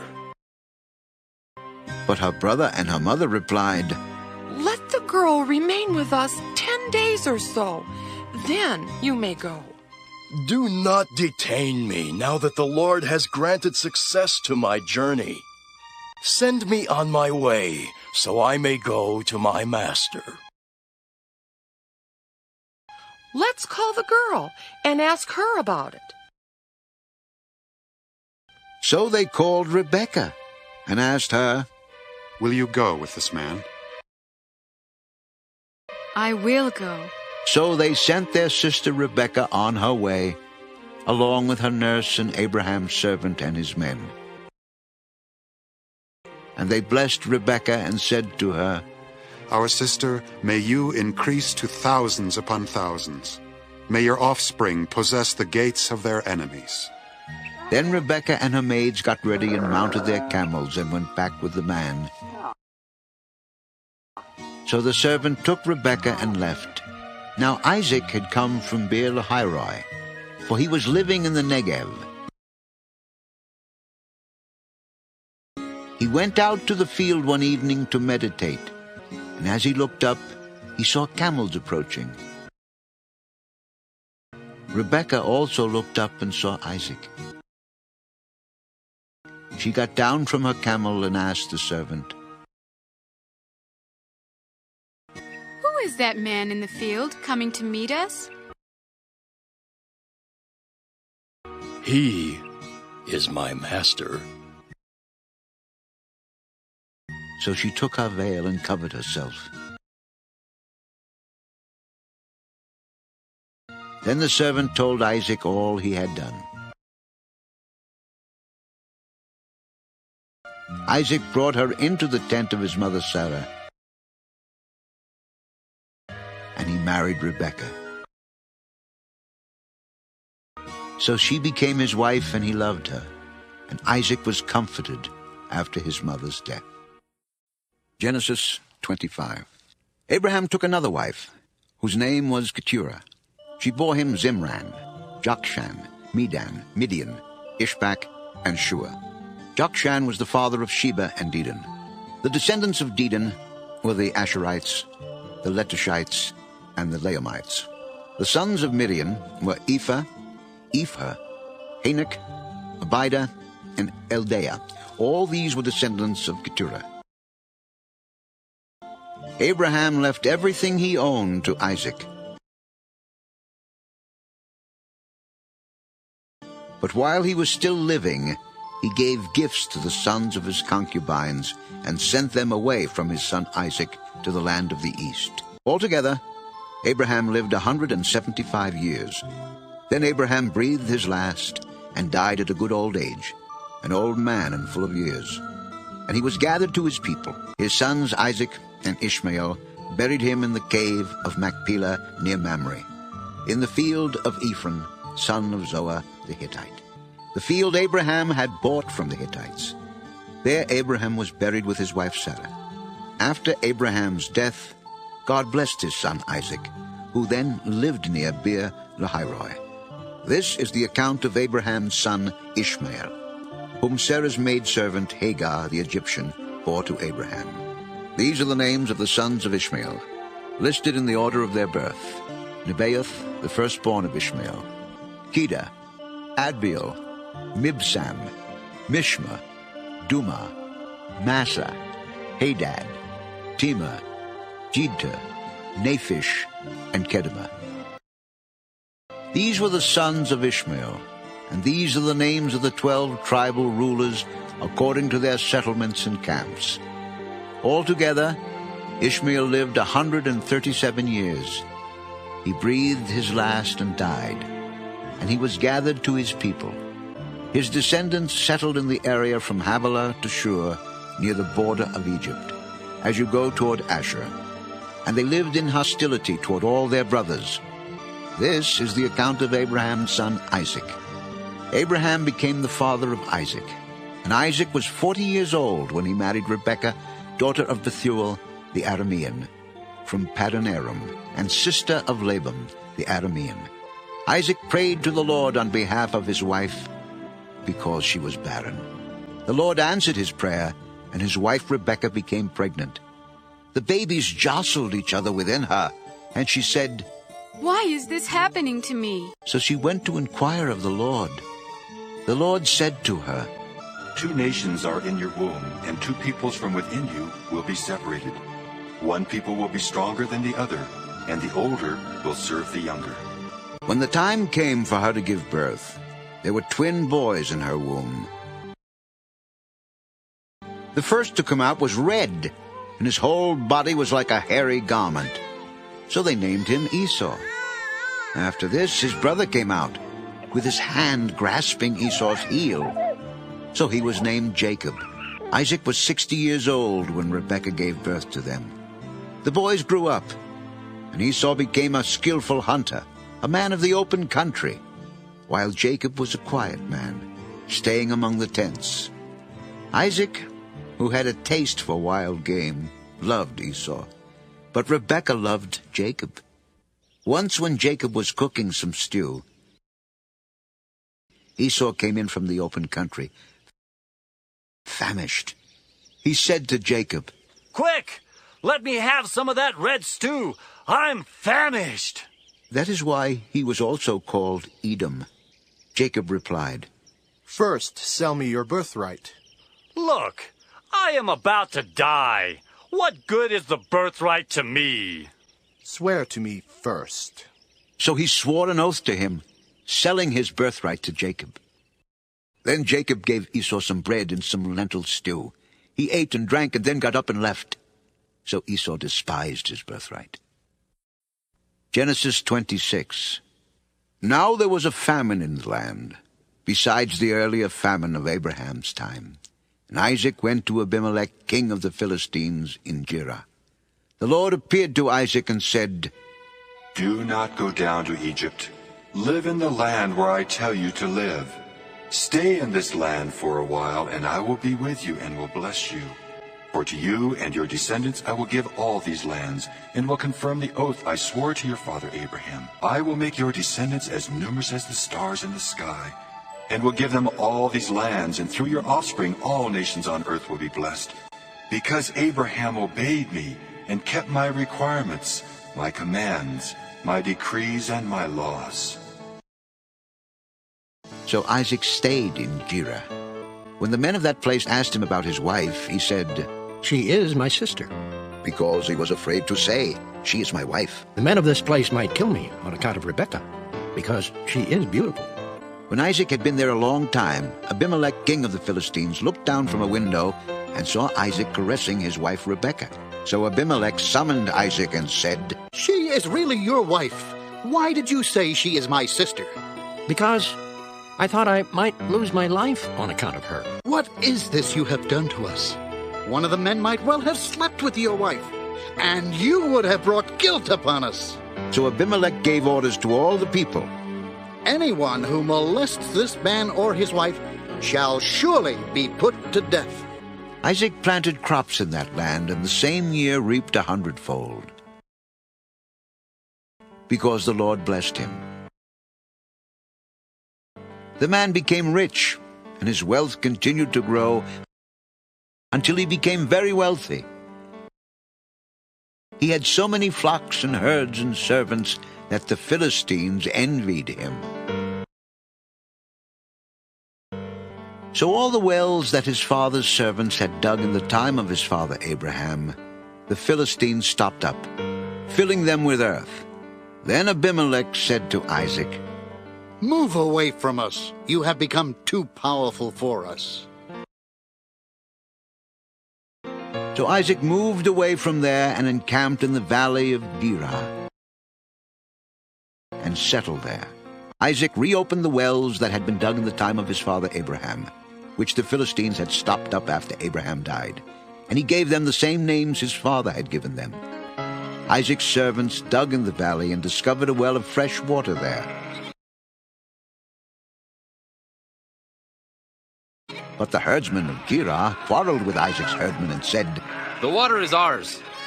So he named the well Esek, because they disputed with him. Then they dug another well, but they quarreled over that one also. So he named it Sitnah. He moved on from there and dug another well, and no one quarreled over it. He named it Rehoboth, saying, Now the Lord has given us room, and we will flourish in the land. From there he went up to Beersheba. That night the Lord appeared to him and said, I am the God of your father Abraham. Do not be afraid, for I am with you. I will bless you and will increase the number of your descendants for the sake of my servant Abraham. Isaac built an altar there and called on the name of the Lord.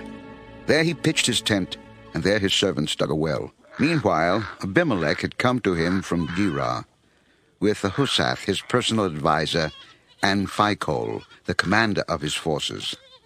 Isaac asked them, Why have you come to me, since you were hostile to me and sent me away? We saw clearly that the Lord was with you. So we said, there ought to be a sworn agreement between us and you. Let us make a treaty with you that you will do us no harm, just as we did not molest you, but always treated you well and sent you away in peace. And now you are blessed by the Lord. Isaac then made a feast for them, and they ate and drank. Early the next morning, the men swore an oath to each other. Then Isaac sent them on their way, and they left him in peace. That day Isaac's servants came and told him about the well they had dug. They said, We found water. He called it Shibah, and to this day the name of the town has been Beersheba.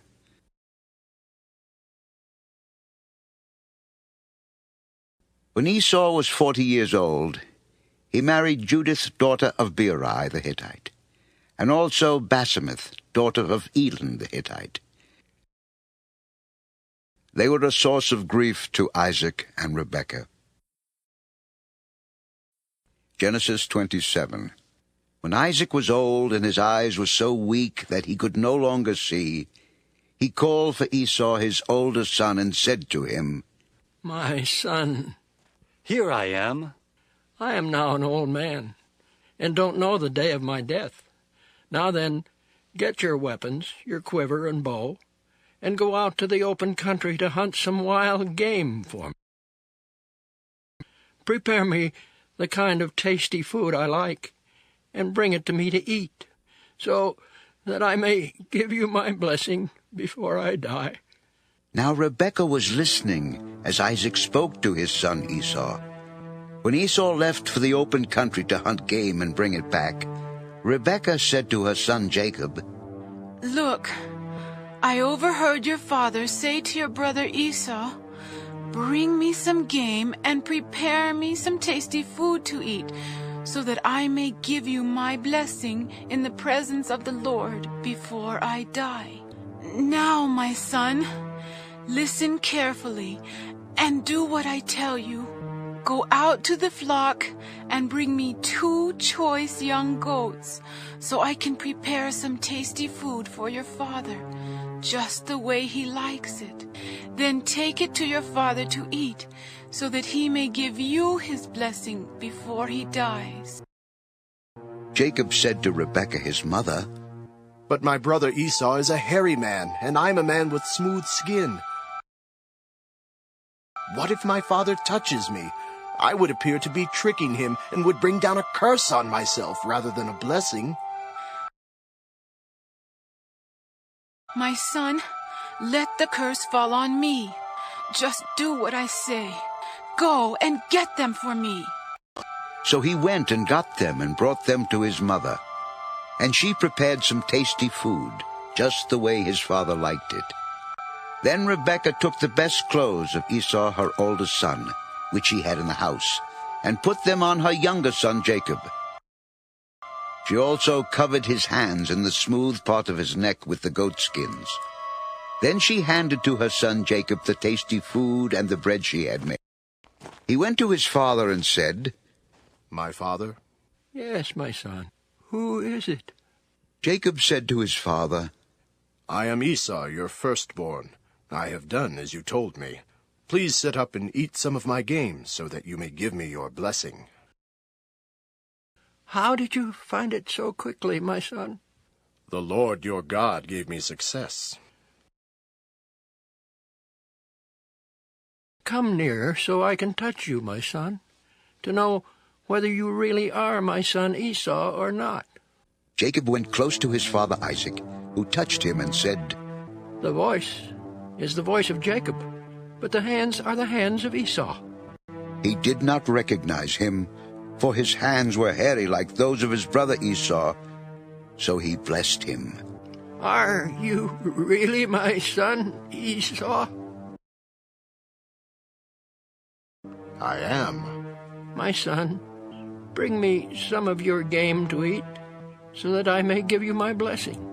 Jacob brought it to him, and he ate. And he brought some wine, and he drank. Then his father Isaac said to him, Come here, my son, and kiss me. So he went to him and kissed him. When Isaac caught the smell of his clothes, he blessed him and said, Ah, the smell of my son is like the smell of a field that the Lord has blessed. May God give you of heaven's dew, and of earth's richness, an abundance of grain and new wine.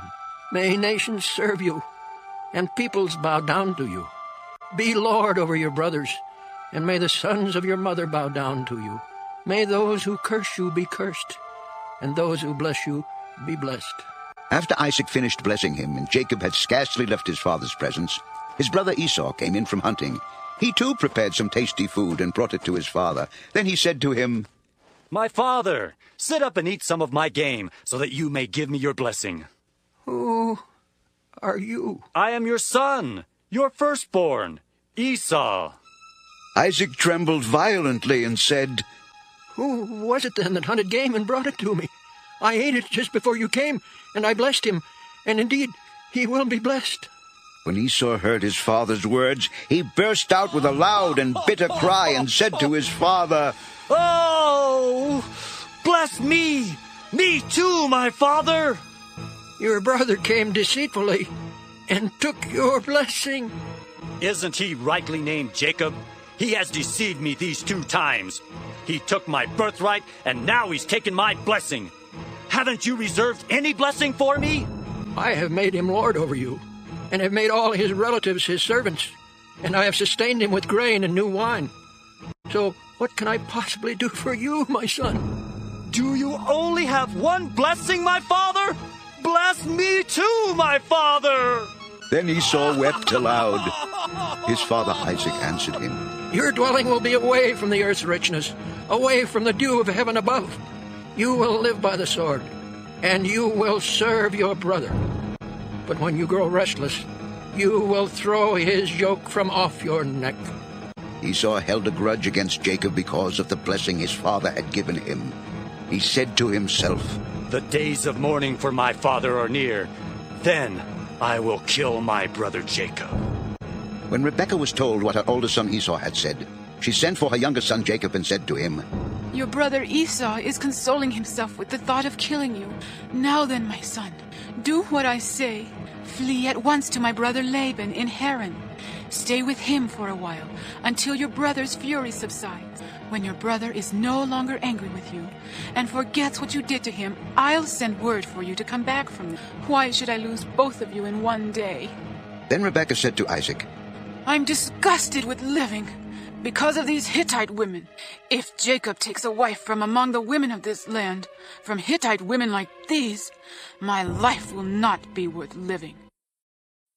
Genesis 28.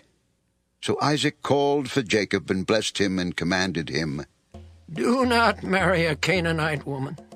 Go at once to Paddan Aram, to the house of your mother's father Bethuel. Take a wife for yourself there from among the daughters of Laban, your mother's brother. May God Almighty bless you and make you fruitful and increase your numbers until you become a community of peoples. May he give you and your descendants the blessing given to Abraham, so that you may take possession of the land where you now live as an alien, the land God gave to Abraham. Then Isaac sent Jacob on his way, and he went to Paddan Aram, to Laban, son of Bethuel, the Aramean, the brother of Rebekah, who was the mother of Jacob and Esau. Now Esau learned that Isaac had blessed Jacob and had sent him to Paddan Aram to take a wife from there, and that when he blessed him, he commanded him, Do not marry a Canaanite woman. And that Jacob had obeyed his father and mother and had gone to Paddan Aram. Esau then realized how displeasing the Canaanite women were to his father Isaac. So he went to Ishmael and married Mahalath, the sister of Nebaioth and daughter of Ishmael, son of Abraham, in addition to the wives he already had. Jacob left Beersheba and set out for Haran. When he reached a certain place, he stopped for the night because the sun had set. Taking one of the stones there, he put it under his head and lay down to sleep. He had a dream in which he saw a stairway resting on the earth, with its top reaching to heaven, and the angels of God were ascending and descending on it. There above it stood the Lord, and he said, I am the Lord, the God of your father Abraham, and the God of Isaac. I will give you and your descendants the land on which you are lying. Your descendants will be like the dust of the earth, and you will spread out to the west and to the east, to the north and to the south. All peoples on earth will be blessed through you and your offspring. I am with you and will watch over you wherever you go, and I will bring you back to this land. I will not leave you until I have done what I have promised you. When Jacob awoke from his sleep, he thought, Surely the Lord is in this place, and I was not aware of it. How awesome is this place! This is none other than the house of God. This is the gate of heaven. Early the next morning, Jacob took the stone he had placed under his head and set it up as a pillar and poured oil on top of it. He called that place Bethel, though the city used to be called Luz. Then Jacob made a vow, saying, If God will be with me and will watch over me on this journey I am taking, and will give me food to eat and clothes to wear so that I return safely to my father's house, then the Lord will be my God, and this stone that I have set up as a pillar will be God's house. And of all that you give me, I will give you a tenth. Genesis 29. Then Jacob continued on his journey and came to the land of the eastern peoples. There he sought a well in the field with 3 flocks of sheep lying near it, because the flocks were watered from that well. The stone over the mouth of the well was large. When all the flocks were gathered there, the shepherds would roll the stone away from the well's mouth and water the sheep. Then they would return the stone to its place over the mouth of the well. Jacob asked the shepherds, My brothers, where are you from? We're from Haran. Do you know Laban, Nahor's grandson? Yes, we know him. Is he well? Yes, he is. And here comes his daughter Rachel with the sheep. Look, the sun is still high. It is not time for the flocks to be gathered. Water the sheep and take them back to pasture. We can't until all the flocks are gathered and the stone has been rolled away from the mouth of the well. Then we will water the sheep. While he was still talking with them, Rachel came with her father's sheep, for she was a shepherdess. When Jacob saw Rachel, daughter of Laban, his mother's brother, and Laban's sheep, he went over and rolled the stone away from the mouth of the well and watered his uncle's sheep. Then Jacob kissed Rachel and began to weep aloud. He had told Rachel that he was a relative of her father and a son of Rebekah. So she ran and told her father. As soon as Laban heard the news about Jacob, his sister's son, he hurried to meet him. He embraced him and kissed him and brought him to his home. And there Jacob told him all these things. Then Laban said to him, You are my own flesh and blood. After Jacob had stayed with him for a whole month, Laban said to him, Just because you are a relative of mine, should you work for me for nothing? Tell me what your wages should be.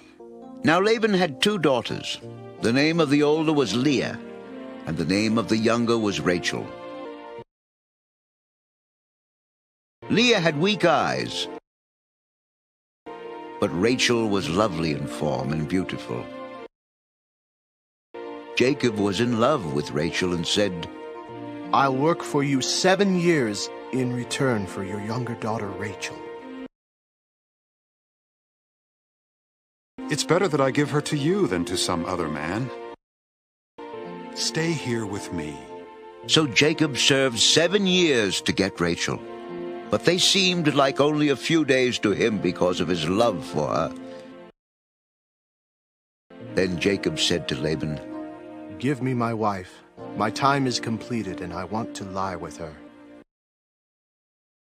So Laban brought together all the people of the place and gave a feast.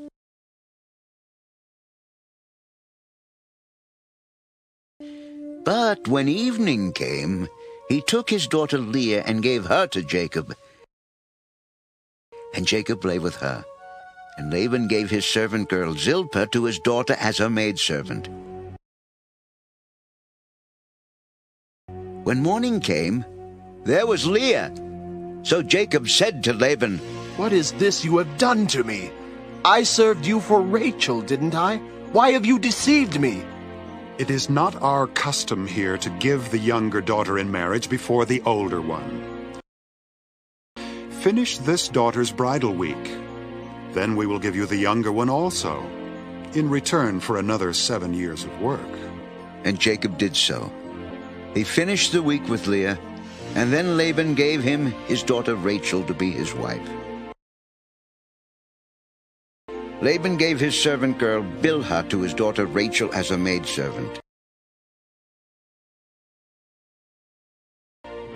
Jacob lay with Rachel also, and he loved Rachel more than Leah.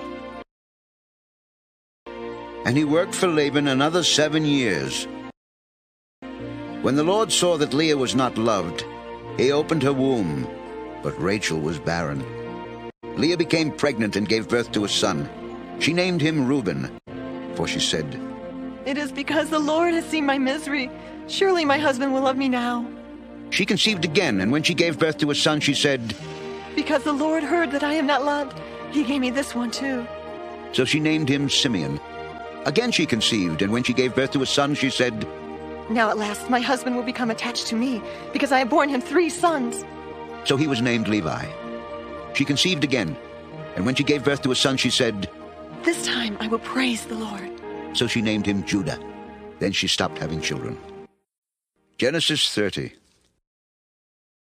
When Rachel saw that she was not bearing Jacob any children, she became jealous of her sister. So she said to Jacob, "Give me children or I'll die." Jacob became angry with her and said, "Am I in the place of God who has kept you from having children?" "Here is Bilhah, my maidservant. Sleep with her so that she can bear children for me, and that through her I too can build a family."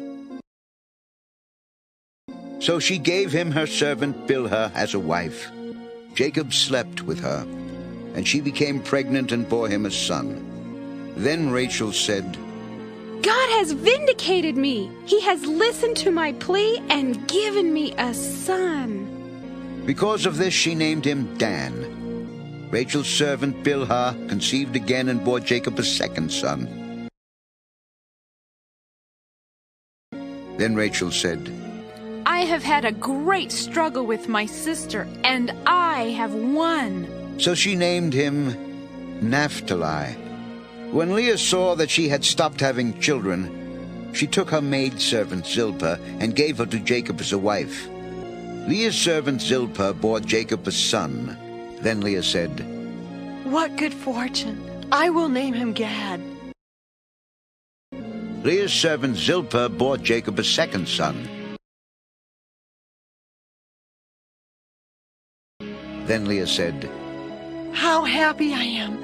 The women will call me happy." So she named him Asher. During wheat harvest, Reuben went out into the fields and found some mandrake plants, which he brought to his mother Leah. Rachel said to Leah, "Please give me some of your son's mandrakes." "Wasn't it enough that you took away my husband? Will you take my son's mandrakes too?" "Very well. He can sleep with you tonight in return for your son's mandrakes." So when Jacob came in from the fields that evening, Leah went out to meet him. "You must sleep with me. I have hired you with my son's mandrakes." So he slept with her that night. God listened to Leah, and she became pregnant and bore Jacob a 5th son.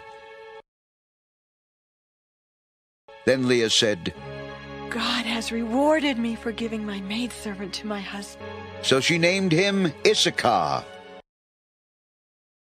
Leah conceived again and bore Jacob a 6th son. Then Leah said, "God has presented me with a precious gift. This time my husband will treat me with honor, because I have borne him 6 sons." So she named him Zebulun.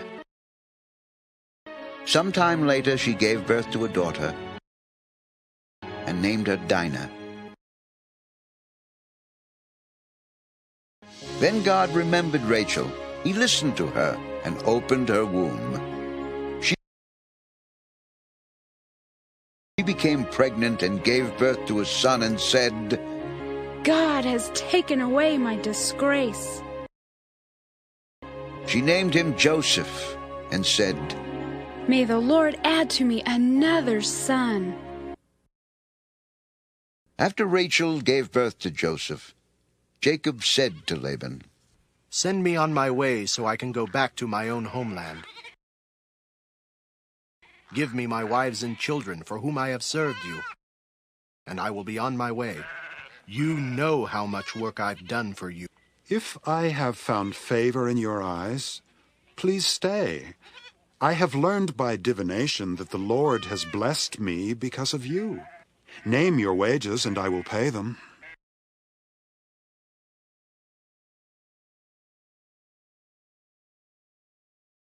You know how I have worked for you and how your livestock has fared under my care. The little you had before I came has increased greatly, and the Lord has blessed you wherever I have been. But now, when may I do something for my own household? What shall I give you? Don't give me anything. But if you will do this one thing for me, I will go on tending your flocks and watching over them.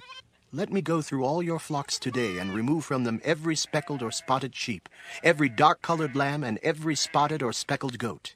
They will be my wages, and my honesty will testify for me in the future, whenever you check on the wages you have paid me. Any goat in my possession that is not speckled or spotted, or any lamb that is not dark-colored, will be considered stolen. Agreed. Let it be as you have said. That same day he removed all the male goats that were streaked or spotted, and all the speckled or spotted female goats, all that had white on them, and all the dark-colored lambs, and he placed them in the care of his sons. Then he put a 3-day journey between himself and Jacob, while Jacob continued to tend the rest of Laban's flocks.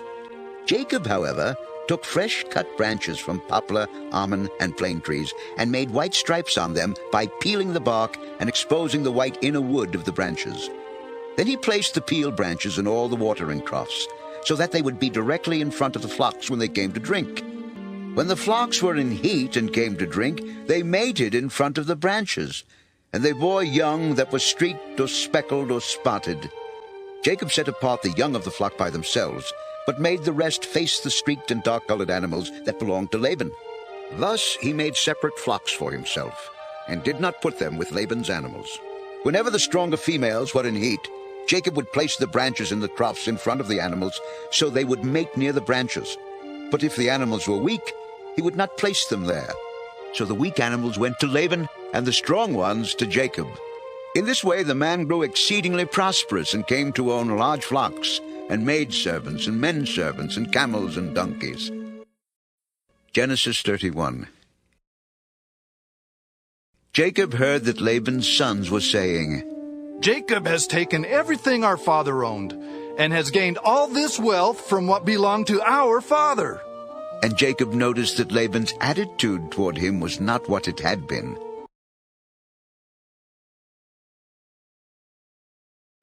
Then the Lord said to Jacob, Go back to the land of your fathers and to your relatives, and I will be with you. So Jacob sent word to Rachel and Leah to come out to the fields where his flocks were. He said to them, I see that your father's attitude toward me is not what it was before, but the God of my father has been with me. You know that I've worked for your father with all my strength. Yet your father has cheated me by changing my wages 10 times. However, God has not allowed him to harm me. If he said, the speckled ones will be your wages, then all the flocks gave birth to speckled young. And if he said, the streaked ones will be your wages, then all the flocks bore streaked young. So God has taken away your father's livestock and has given them to me.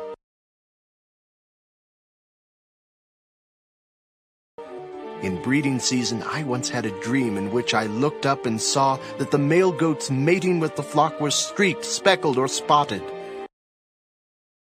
The angel of God said to me in the dream, Jacob. I answered, Here I am. And he said, Look up and see that all the male goats mating with the flock are streaked, speckled, or spotted.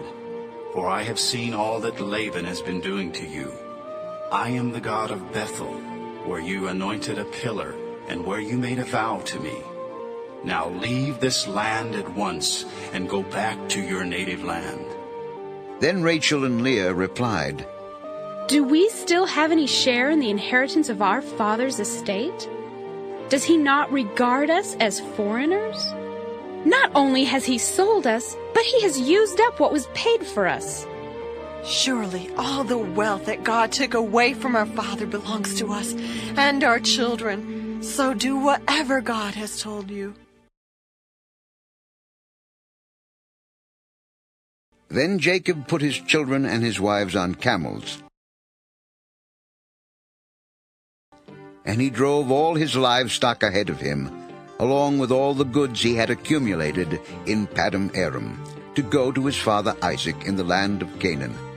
When Laban had gone to shear his sheep, Rachel stole her father's household gods.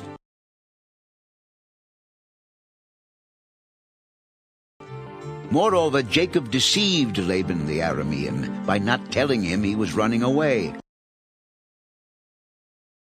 So he fled with all he had, and crossing the river, he headed for the hill country of Gilead.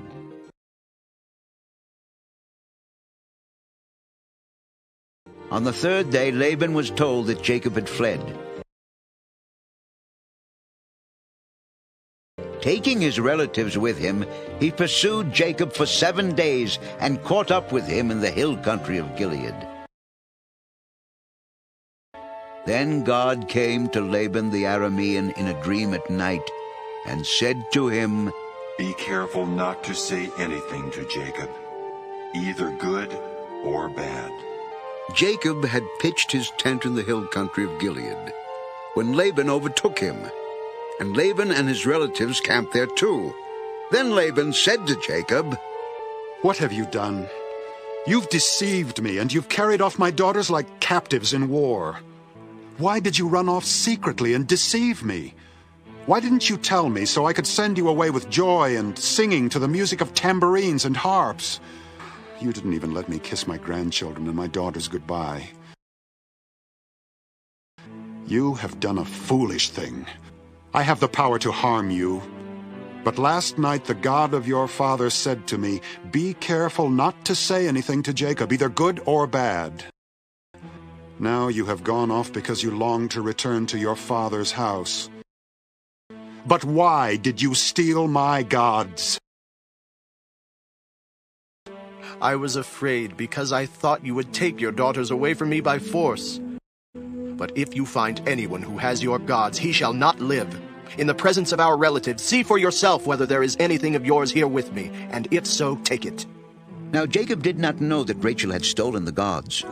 So Laban went into Jacob's tent and into Leah's tent and into the tent of the 2 maidservants, but he found nothing. After he came out of Leah's tent, he entered Rachel's tent. Now Rachel had taken the household gods and put them inside her camel's saddle and was sitting on them. Laban searched through everything in the tent but found nothing. Rachel said to her father, Don't be angry, my lord, that I cannot stand up in your presence. I'm having my period. So he searched but could not find the household gods. Jacob was angry and took Laban to task. What is my crime? What sin have I committed that you hunt me down? Now that you have searched through all my goods, what have you found that belongs to your household? Put it here in front of your relatives and mine, and let them judge between the 2 of us. I have been with you for 20 years now. Your sheep and goats have not miscarried, nor have I eaten rams from your flocks. I did not bring you animals torn by wild beasts. I bore the loss myself. And you demanded payment from me for whatever was stolen by day or night. This was my situation. The heat consumed me in the daytime and the cold at night, and sleep fled from my eyes. It was like this for the 20 years I was in your household. I worked for you 14 years for your 2 daughters and 6 years for your flocks, and you changed my wages 10 times. If the God of my father, the God of Abraham and the fear of Isaac had not been with me, you would surely have sent me away empty-handed. But God has seen my hardship and the toil of my hands, and last night he rebuked you. The women are my daughters, the children are my children, and the flocks are my flocks. All you see is mine. Yet what can I do today about these daughters of mine, or about the children they have borne? Come now, let's make a covenant, you and I, and let it serve as a witness between us. So Jacob took a stone and set it up as a pillar. He said to his relatives, Gather some stones. So they took stones and piled them in a heap, and they ate there by the heap. Laban called it Jigah Sahadutha, and Jacob called it Gilead. Laban said, This heap is a witness between you and me today. That is why it was called Gilead. It was also called Mizpah, because he said, May the Lord keep watch between you and me when we are away from each other. If you mistreat my daughters, or if you take any wives besides my daughters, even though no one is with us, remember that God is a witness between you and me. Here is this heap, and here is this pillar I have set up between you and me. This heap is a witness, and this pillar is a witness, that I will not go past this heap to your side to harm you, and that you will not go past this heap and pillar to my side to harm me. May the God of Abraham and the God of Nahor, the God of their father, judge between us. So Jacob took an oath in the name of the fear of his father Isaac. He offered a sacrifice there in the hill country, and invited his relatives to a meal. After they had eaten, they spent the night there. Early the next morning, Laban kissed his grandchildren and his daughters and blessed them. Then he left and returned home. Genesis 32. Jacob also went on his way, and the angels of God met him. When Jacob saw them, he said, "This is the camp of God." So he named that place Mahanaim. Jacob sent messengers ahead of him to his brother Esau in the land of Seir, the country of Edom. He instructed them, "This is what you are to say to my master Esau. Your servant Jacob says, I have been staying with Laban and have remained there till now. I have cattle and donkeys, sheep and goats, men servants and maid servants. Now I am sending this message to my lord, that I may find favor in your eyes." When the messengers returned to Jacob, they said, "We went to your brother Esau, and now he is coming to meet you, and 400 men are with him." In great fear and distress, Jacob divided the people who were with him into two groups, and the flocks and herds and camels as well. He thought, "If Esau comes and attacks one group, the group that is left may escape." Then Jacob prayed, "O God of my father Abraham, God of my father Isaac, O Lord, who said to me, 'Go back to your country and your relatives, and I will make you prosper,' I am unworthy of all the kindness and faithfulness you have shown your servant. I had only my staff when I crossed this Jordan, but now I have become two groups. Save me, I pray, from the hand of my brother Esau, for I am afraid he will come and attack me, and also the mothers with their children. But you have said, I will surely make you prosper, and will make your descendants like the sand of the sea, which cannot be counted." He spent the night there,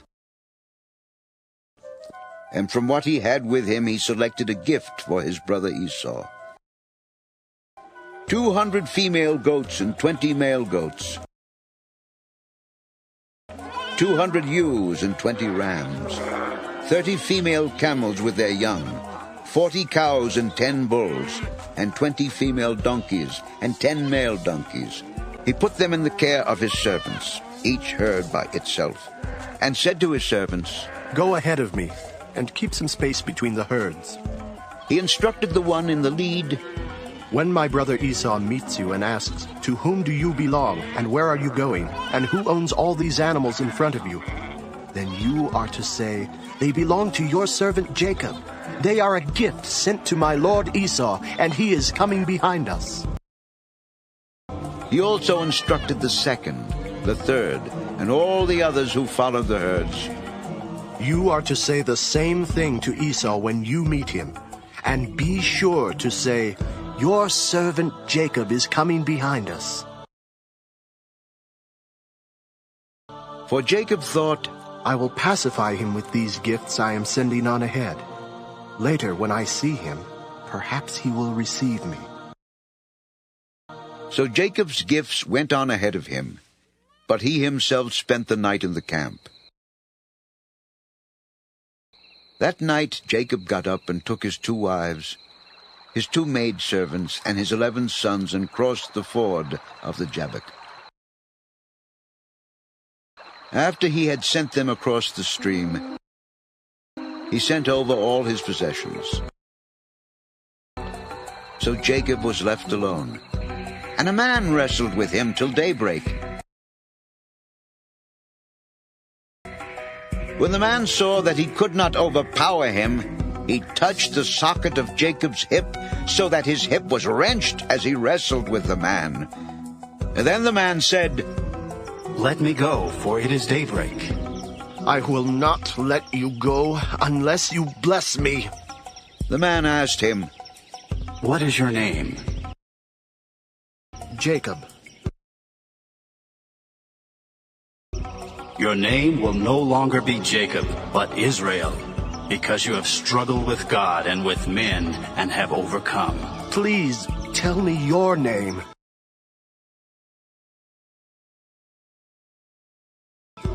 "Why do you ask my name?" Then he blessed him there. So Jacob called the place Peniel, saying, "It is because I saw God face to face, and yet my life was spared." The sun rose above him as he passed Peniel, and he was limping because of his hip.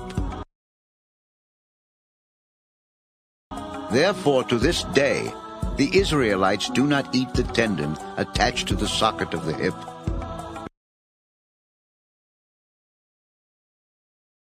Because the socket of Jacob's hip was touched near the tendon. Genesis 33. Jacob looked up, and there was Esau, coming with his 400 men. So he divided the children among Leah, Rachel, and the 2 maidservants. He put the maidservants and their children in front, Leah and her children next, and Rachel and Joseph in the rear. He himself went on ahead and bowed down to the ground 7 times as he approached his brother. But Esau ran to meet Jacob and embraced him. He threw his arms around his neck and kissed him, and they wept. Then Esau looked up and saw the women and children. "Who are these with you?" "They are the children God has graciously given your servant." Then the maidservants and their children approached and bowed down.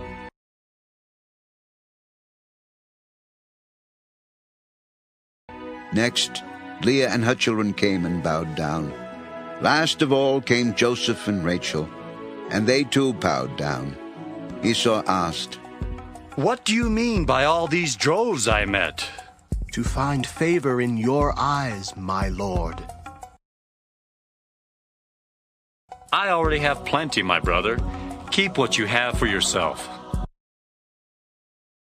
"No, please. If I have found favor in your eyes, accept this gift from me. For to see your face is like seeing the face of God, now that you have received me favorably. Please accept the present that was brought to you, for God has been gracious to me, and I have all I need." And because Jacob insisted, Esau accepted it. Then Esau said, "Let us be on our way. I'll accompany you." "My lord knows that the children are tender, and that I must care for the ewes and cows that are nursing their young.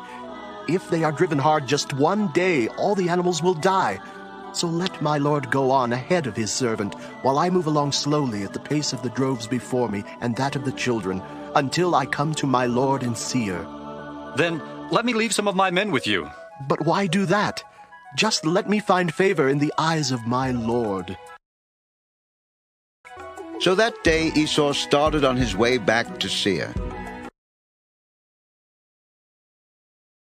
Jacob, however, went to Succoth, where he built a place for himself and made shelters for his livestock.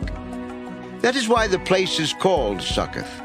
After Jacob came from Paddan Aram, he arrived safely at the city of Shechem in Canaan, and camped within sight of the city. For 100 pieces of silver he bought from the sons of Hamor, the father of Shechem, the plot of ground where he pitched his tent. There he set up an altar and called it El Elohe Israel. Genesis 34.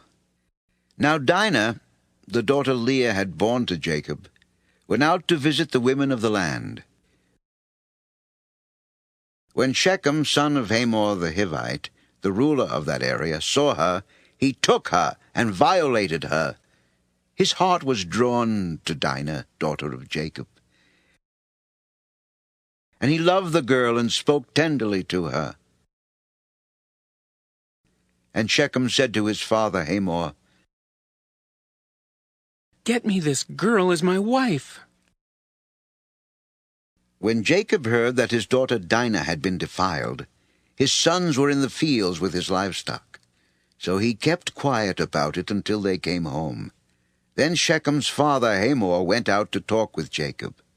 Now Jacob's sons had come in from the fields as soon as they heard what had happened. They were filled with grief and fury, because Shechem had done a disgraceful thing in Israel by lying with Jacob's daughter, a thing that should not be done. But Hamor said to them, My son Shechem has his heart set on your daughter. Please, give her to him as his wife. Intermarry with us. Give us your daughters, and take our daughters for yourselves. You can settle among us. The land is open to you. Live in it, trade in it, and acquire property in it. Then Shechem said to Dinah's father and brothers, "Let me find favor in your eyes, and I will give you whatever you ask. Make the price for the bride and the gift I am to bring as great as you like, and I'll pay whatever you ask me. Only give me the girl as my wife." Because their sister Dinah had been defiled, Jacob's sons replied deceitfully as they spoke to Shechem and his father Hamor. They said to them, "We can't do such a thing. We can't give our sister to a man who is not circumcised. That would be a disgrace to us. We would give our consent to you on one condition only, that you become like us by circumcising all your males. Then we will give you our daughters and take your daughters for ourselves. We'll settle among you and become one people with you. But if you will not agree to be circumcised, we'll take our sister and go." Their proposal seemed good to Hamor and his son Shechem.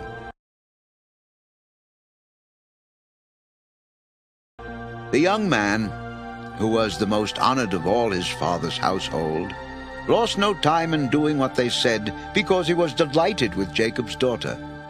So Hamor and his son Shechem went to the gate of their city to speak to their fellow townsmen. These men are friendly toward us. Let them live in our land and trade in it. The land has plenty of room for them. We can marry their daughters, and they can marry ours. But the men will consent to live with us as one people only on the condition that our males be circumcised, as they themselves are. Won't their livestock, their property, and all their other animals become ours? So let us give our consent to them, and they will settle among us. All the men who went out of the city gate agreed with Hamor and his son Shechem, and every male in the city was circumcised.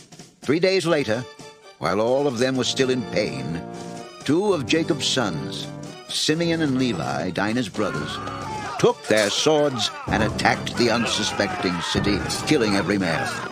They put Hamor and his son Shechem to the sword and took Dinah from Shechem's house and left. The sons of Jacob came upon the dead bodies and looted the city where their sister had been defiled. They seized their flocks and herds and donkeys and everything else of theirs in the city and out in the fields. They carried off all their wealth and all their women and children, taking as plunder everything in the houses. Then Jacob said to Simeon and Levi, "You have brought trouble on me by making me a stench to the Canaanites and Perizzites, the people living in this land. We are few in number, and if they join forces against me and attack me, I and my household will be destroyed." Should he have treated our sister like a prostitute? Genesis 35. Then God said to Jacob, "Go up to Bethel and settle there, and build an altar there to God, who appeared to you when you were fleeing from your brother Esau." So Jacob said to his household and to all who were with him, "Get rid of the foreign gods you have with you, and purify yourselves and change your clothes.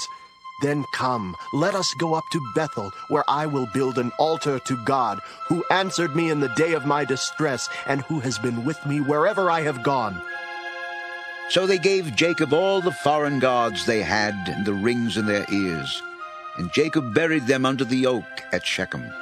Then they set out, and the terror of God fell upon the towns all around them, so that no one pursued them. Jacob and all the people with him came to Luz, that is Bethel, in the land of Canaan. There he built an altar, and he called the place El Bethel, because it was there that God revealed himself to him when he was fleeing from his brother. Now Deborah, Rebekah's nurse, died and was buried under the oak below Bethel. So it was named Allon Bacuth. After Jacob returned from Paddan Aram, God appeared to him again and blessed him. God said to him, "Your name is Jacob, but you will no longer be called Jacob. Your name will be Israel." So he named him Israel. And God said to him, "I am God Almighty. Be fruitful and increase in number. A nation and a community of nations will come from you, and kings will come from your body. The land I gave to Abraham and Isaac, I also give to you, and I will give this land to your descendants after you." Then God went up from him at the place where he had talked with him. Jacob set up a stone pillar at the place where God had talked with him, and he poured out a drink offering on it. He also poured oil on it. Jacob called the place where God had talked with him Bethel.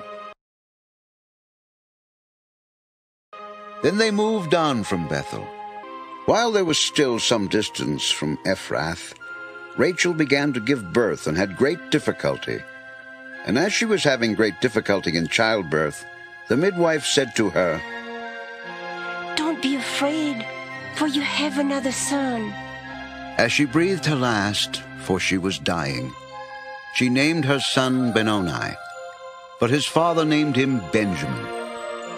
So Rachel died and was buried on the way to Ephrath, that is Bethlehem. Over her tomb Jacob set up a pillar, and to this day that pillar marks Rachel's tomb. Israel moved on again and pitched his tent beyond Migdal-Eder.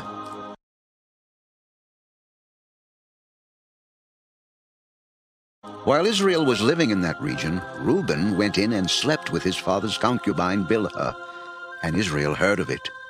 Jacob had 12 sons.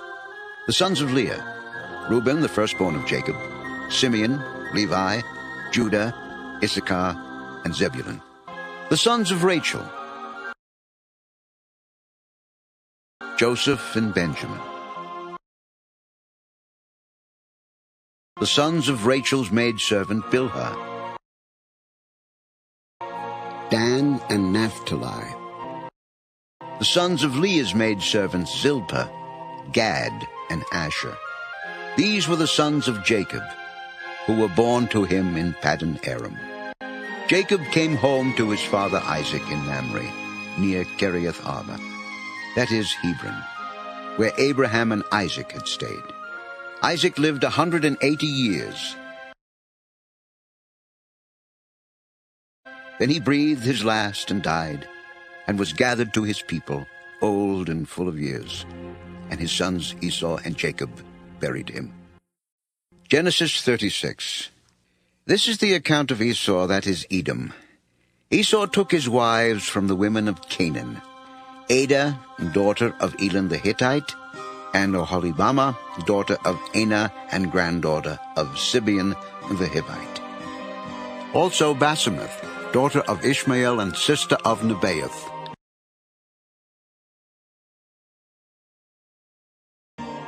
Adah bore Eliphaz to Esau. Basemath bore Reuel. And Oholibamah bore Jeush, Jalem, and Korah. These were the sons of Esau, who were born to him in Canaan. Esau took his wives and sons and daughters, and all the members of his household, as well as his livestock, and all his other animals, and all the goods he had acquired in Canaan, and moved to a land some distance from his brother Jacob. Their possessions were too great for them to remain together. The land where they were staying could not support them both because of their livestock. So Esau, that is Edom, settled in the hill country of Seir. This is the account of Esau, the father of the Edomites, in the hill country of Seir. These are the names of Esau's sons: Eliphaz, the son of Esau's wife Adah, and Reuel, the son of Esau's wife Basemath. The sons of Eliphaz: Teman, Omar, Zepho, Gatam, and Kenaz. Esau's son Eliphaz also had a concubine named Timnah, who bore him Amalek. These were grandsons of Esau's wife Adah. The sons of Reuel: Nahath, Zerah, Shammah, and Mizah. These were grandsons of Esau's wife Basemath. The sons of Esau's wife Oholibamah, daughter of Anah, and granddaughter of Zibeon, whom she bore to Esau: Jeush, Jalem, and Korah. These were the chiefs among Esau's descendants.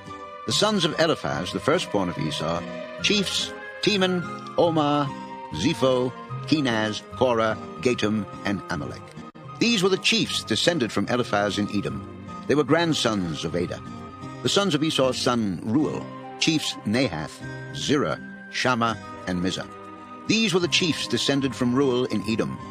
They were grandsons of Esau's wife Basemath. The sons of Esau's wife Oholibamah: chiefs Jeush, Jalem, and Korah. These were the chiefs descended from Esau's wife Oholibamah, daughter of Anah. These were the sons of Esau, that is, Edom, and these were their chiefs. These were the sons of Seir the Horite, who were living in the region: Lotan, Shobal, Zibeon, Anah, Dishan, Ezer, and Dishan. These sons of Seir in Edom were Horite chiefs.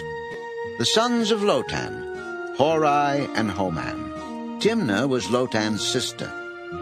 The sons of Shobal: Alvin, Manahath, Ebal, Shepho, and Onam. The sons of Zibeon: Ea and Anah. This is the Anah who discovered the hot springs in the desert while he was grazing the donkeys of his father Zibeon. The children of Anah: Dishan and Oholibamah, daughter of Anah. The sons of Dishan: Hemdan, Eshban, Ithran, and Kiram.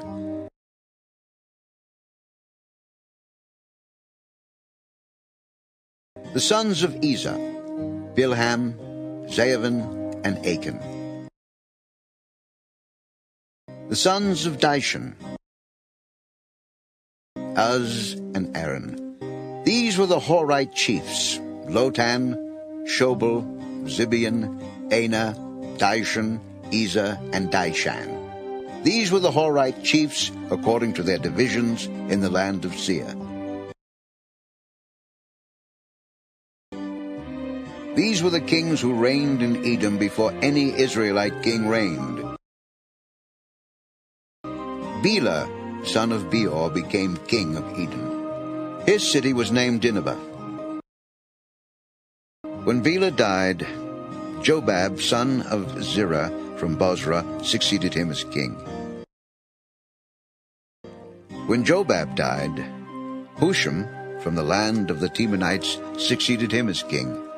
When Husham died, Hadad, son of Bedad, who defeated Midian in the country of Moab, succeeded him as king. His city was named Avith. When Hadad died, Samlah from Masrekah succeeded him as king. When Samlah died, Shaul from Rehoboth on the river succeeded him as king. When Shaul died, Baal-Hanan, son of Akbor, succeeded him as king. When Baal-Hanan, son of Akbor, died, Hadad succeeded him as king. His city was named Pau, and his wife's name was Mehetabel, daughter of Matred, the daughter of Mizahab. These were the chiefs descended from Esau by name, according to their clans and regions: Timnah, Alva, Jetheth, Oholibamah, Elah, Pinan, Kenaz, Teman, Mibzah, Magdiel, and Iram. These were the chiefs of Edom, according to their settlements in the land they occupied. This was Esau, the father of the Edomites. Genesis 37. Jacob lived in the land where his father had stayed, the land of Canaan. This is the account of Jacob. Joseph, a young man of 17, was tending the flocks with his brothers, the sons of Bilhah and the sons of Zilpah, his father's wives. And he brought their father a bad report about them. Now Israel loved Joseph more than any of his other sons, because he had been born to him in his old age. And he made a richly ornamented robe for him. When his brothers saw that their father loved him more than any of them, they hated him and could not speak a kind word to him. Joseph had a dream, and when he told it to his brothers, they hated him all the more. He said to them, "Listen to this dream I had. We were binding sheaves of grain out in the field when suddenly my sheaf rose and stood upright, while your sheaves gathered around mine and bowed down to it." His brothers said to him, "Do you intend to reign over us? Will you actually rule us?" And they hated him all the more because of his dream and what he had said. Then he had another dream, and he told it to his brothers. "Listen, I had another dream, and this time the sun and moon and 11 stars were bowing down to me." When he told his father as well as his brothers, his father rebuked him and said, "What is this dream you had? Will your mother and I and your brothers actually come and bow down to the ground before you?" His brothers were jealous of him, but his father kept the matter in mind. Now his brothers had gone to graze their father's flocks near Shechem. And Israel said to Joseph, "As you know, your brothers are grazing the flocks near Shechem. Come, I am going to send you to them." "Very well." "Go and see if all is well with your brothers and with the flocks, and bring word back to me." Then he sent him off from the valley of Hebron. When Joseph arrived at Shechem, a man found him wandering around in the fields and asked him, "What are you looking for?" "I'm looking for my brothers. Can you tell me where they are grazing their flocks?" "They have moved on from here. I heard them say, 'Let's go to Dothan.'" So Joseph went after his brothers and found them near Dothan. But they saw him in the distance, and before he reached them, they plotted to kill him. Here comes that dreamer. Come now.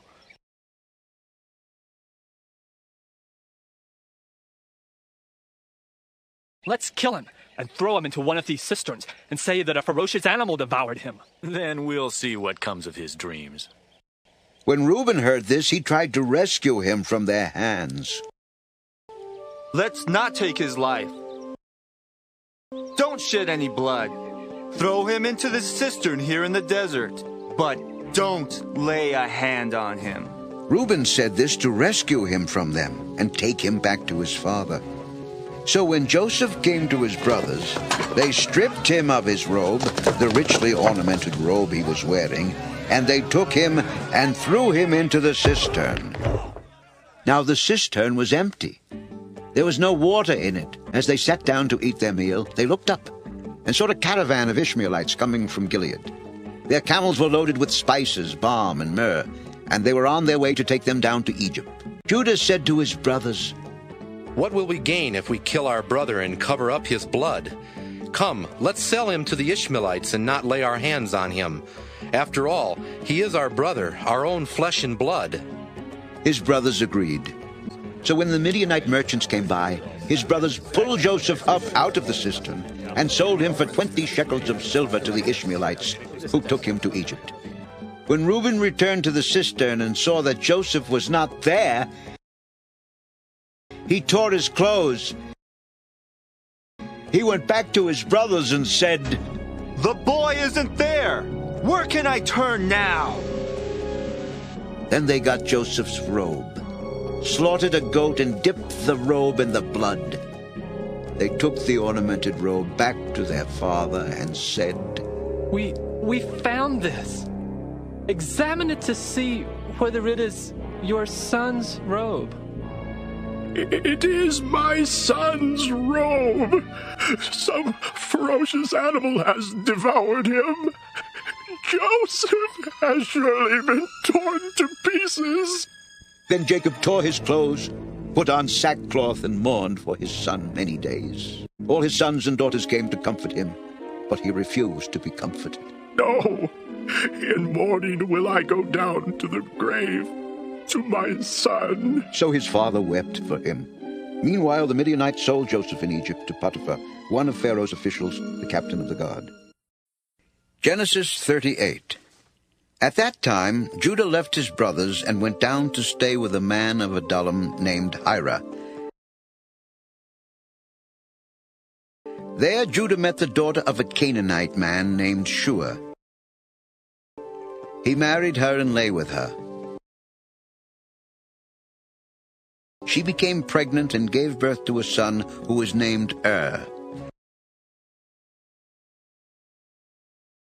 She conceived again and gave birth to a son and named him Onan. She gave birth to still another son and named him Shelah. It was at Kezib that she gave birth to him. Judah got a wife for his firstborn, and her name was Tamar. But Judah's firstborn, was wicked in the Lord's sight, so the Lord put him to death. Then Judah said to Onan, Lie with your brother's wife and fulfill your duty to her as a brother-in-law to produce offspring for your brother. But Onan knew that the offspring would not be his. So whenever he lay with his brother's wife, he spilled his semen on the ground to keep from producing offspring for his brother. What he did was wicked in the Lord's sight, so he put him to death also. Judah then said to his daughter-in-law Tamar, Live as a widow in your father's house until my son Shelah grows up. For he thought, he may die too, just like his brothers. So Tamar went to live in her father's house. After a long time, Judah's wife, the daughter of Shua, died. When Judah had recovered from his grief, he went up to Timnah, to the men who were shearing his sheep, and his friend Hira, the Adullamite, went with him. When Tamar was told, Your father-in-law is on his way to Timnah to shear his sheep, she took off her widow's clothes, covered herself with a veil to disguise herself, and then sat down at the entrance to Enaim, which is on the road to Timnah. For she saw that, though Shelah had now grown up, she had not been given to him as his wife. When Judah saw her, he thought she was a prostitute, for she had covered her face. Not realizing that she was his daughter-in-law, he went over to her by the roadside and said, Come now, let me sleep with you. And what will you give me to sleep with you? I'll send you a young goat from my flock. Will you give me something as a pledge until you send it? What pledge should I give you? Your seal in its cord, and the staff in your hand. So he gave them to her and slept with her, and she became pregnant by him. After she left, she took off her veil and put on her widow's clothes again. Meanwhile, Judah sent the young goat by his friend the Adullamite in order to get his pledge back from the woman. But he did not find her. He asked the men who lived there, Where is the shrine prostitute who is beside the road at Enaim? There hasn't been any shrine prostitute here. So he went back to Judah and said, I didn't find her. Besides, the men who live there said, There hasn't been any shrine prostitute here. Let her keep what she has, or we will become a laughingstock. After all, I did send her this young goat, but you didn't find her. About 3 months later, Judah was told, Your daughter-in-law Tamar is guilty of prostitution, and as a result she is now pregnant. Bring her out and have her burned to death. As she was being brought out, she sent a message to her father-in-law. I am pregnant by the man who owns these. See if you recognize whose seal and cord and staff these are. Judah recognized them and said, She is more righteous than I, since I wouldn't give her to my son Shelah. And he did not sleep with her again. When the time came for her to give birth, there were twin boys in her womb. As she was giving birth, one of them put out his hand. So the midwife took a scarlet thread and tied it on his wrist and said, This one came out first. But when he drew back his hand, his brother came out. And she said, So this is how you have broken out. And he was named Perez. Then his brother, who had the scarlet thread on his wrist, came out, and he was given the name Zerah. Genesis 39. Now Joseph had been taken down to Egypt. Potiphar, an Egyptian who was one of Pharaoh's officials, the captain of the guard, bought him from the Ishmaelites who had taken him there. The Lord was with Joseph, and he prospered, and he lived in the house of his Egyptian master. When his master saw that the Lord was with him, and that the Lord gave him success in everything he did, Joseph found favor in his eyes and became his attendant. Potiphar put him in charge of his household, and he entrusted to his care everything he owned. From the time he put him in charge of his household and of all that he owned, the Lord blessed the household of the Egyptian because of Joseph. The blessing of the Lord was on everything Potiphar had, both in the house and in the field. So he left in Joseph's care everything he had. With Joseph in charge, he did not concern himself with anything except the food he ate. Now Joseph was well built and handsome, and after a while his master's wife took notice of Joseph and said, "Come to bed with me." But he refused. With me in charge, my master does not concern himself with anything in the house. Everything he owns he has entrusted to my care. No one is greater in this house than I am. My master has withheld nothing from me except you, because you are his wife. How then could I do such a wicked thing and sin against God?" And though she spoke to Joseph day after day, he refused to go to bed with her or even be with her. One day he went into the house to attend to his duties, and none of the household servants was inside. She caught him by his cloak and said, "Come to bed with me." But he left his cloak in her hand and ran out of the house. When she saw that he had left his cloak in her hand and had run out of the house, she called her household servants. "Look, this Hebrew has been brought to us to make sport of us. He came in here to sleep with me, but I screamed. When he heard me scream for help, he left his cloak beside me and ran out of the house." She kept his cloak beside her until his master came home. Then she told him this story. "That Hebrew slave you brought us came to me to make sport of me. But as soon as I screamed for help, he left his cloak beside me and ran out of the house." When his master heard the story his wife told him, saying, "This is how your slave treated me," he burned with anger. Joseph's master took him and put him in prison, the place where the king's prisoners were confined. But while Joseph was there in the prison, the Lord was with him. He showed him kindness and granted him favor in the eyes of the prison warden. So the warden put Joseph in charge of all those held in the prison, and he was made responsible for all that was done there. The warden paid no attention to anything under Joseph's care, because the Lord was with Joseph and gave him success in whatever he did. Genesis 40.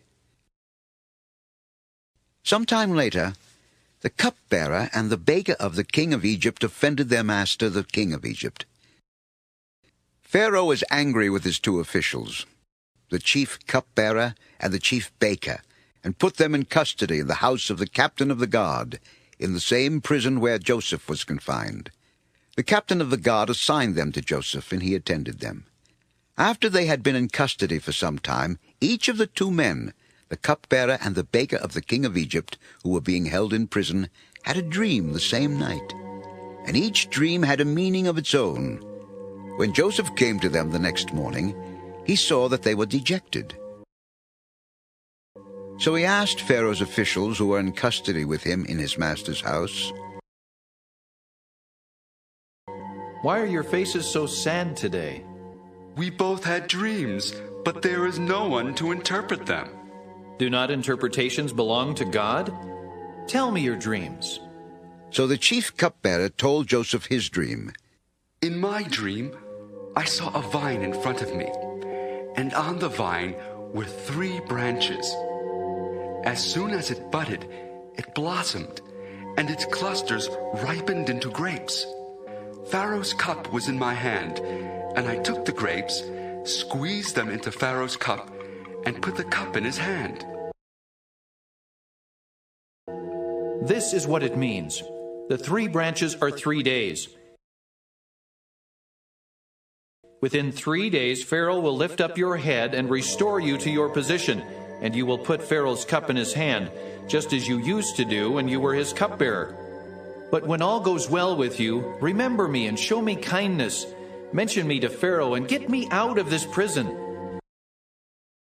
For I was forcibly carried off from the land of the Hebrews, and even here I have done nothing to deserve being put in a dungeon." When the chief baker saw that Joseph had given a favorable interpretation, he said to Joseph, "I too had a dream. On my head were 3 baskets of bread. In the top basket were all kinds of baked goods for Pharaoh. But the birds were eating them out of the basket on my head." This is what it means. The 3 baskets are 3 days. Within 3 days, Pharaoh will lift off your head and hang you on a tree, and the birds will eat away your flesh. Now the 3rd day was Pharaoh's birthday, and he gave a feast for all his officials.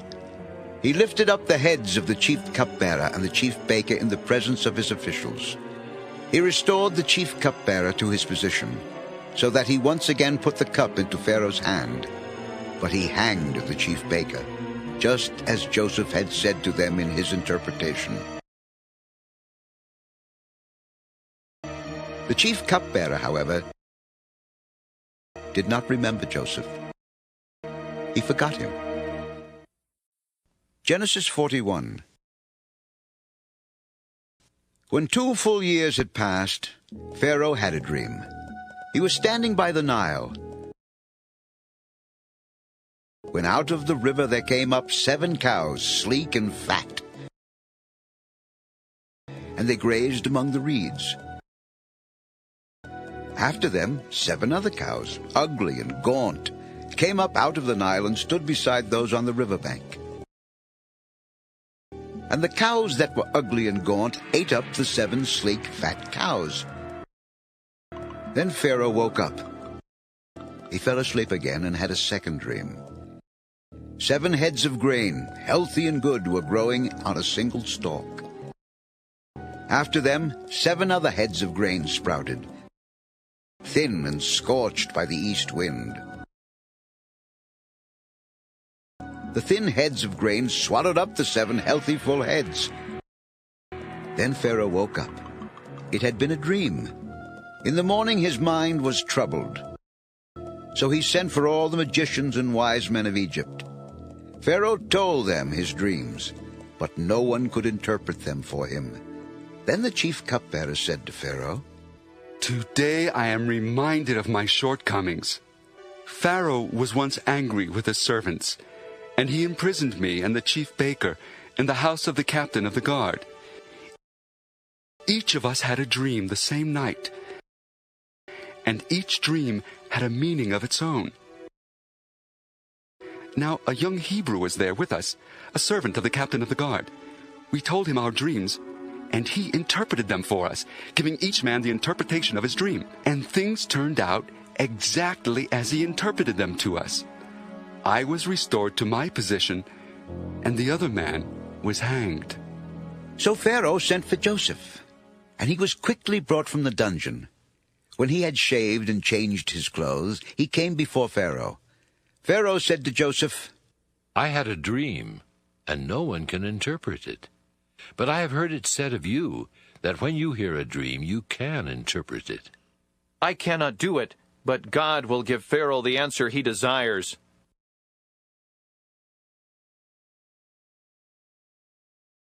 In my dream, I was standing on the bank of the Nile,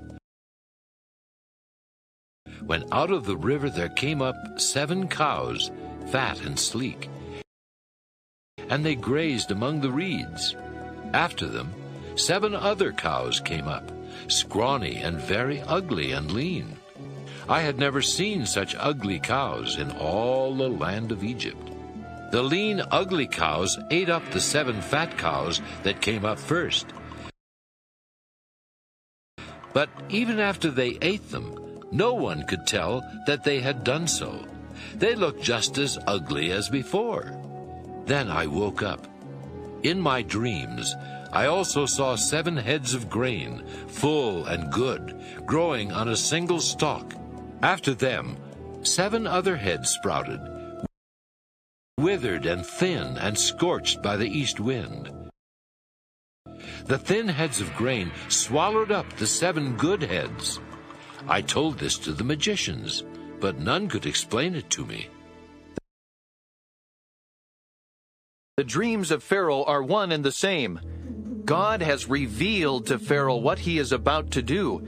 The 7 good cows are 7 years, and the 7 good heads of grain are 7 years. It is one and the same dream. The 7 lean, ugly cows that came up afterward are 7 years, and so are the 7 worthless heads of grain scorched by the east wind. They are 7 years of famine. It is just as I said to Pharaoh. God has shown Pharaoh what he is about to do. 7 years of great abundance are coming throughout the land of Egypt.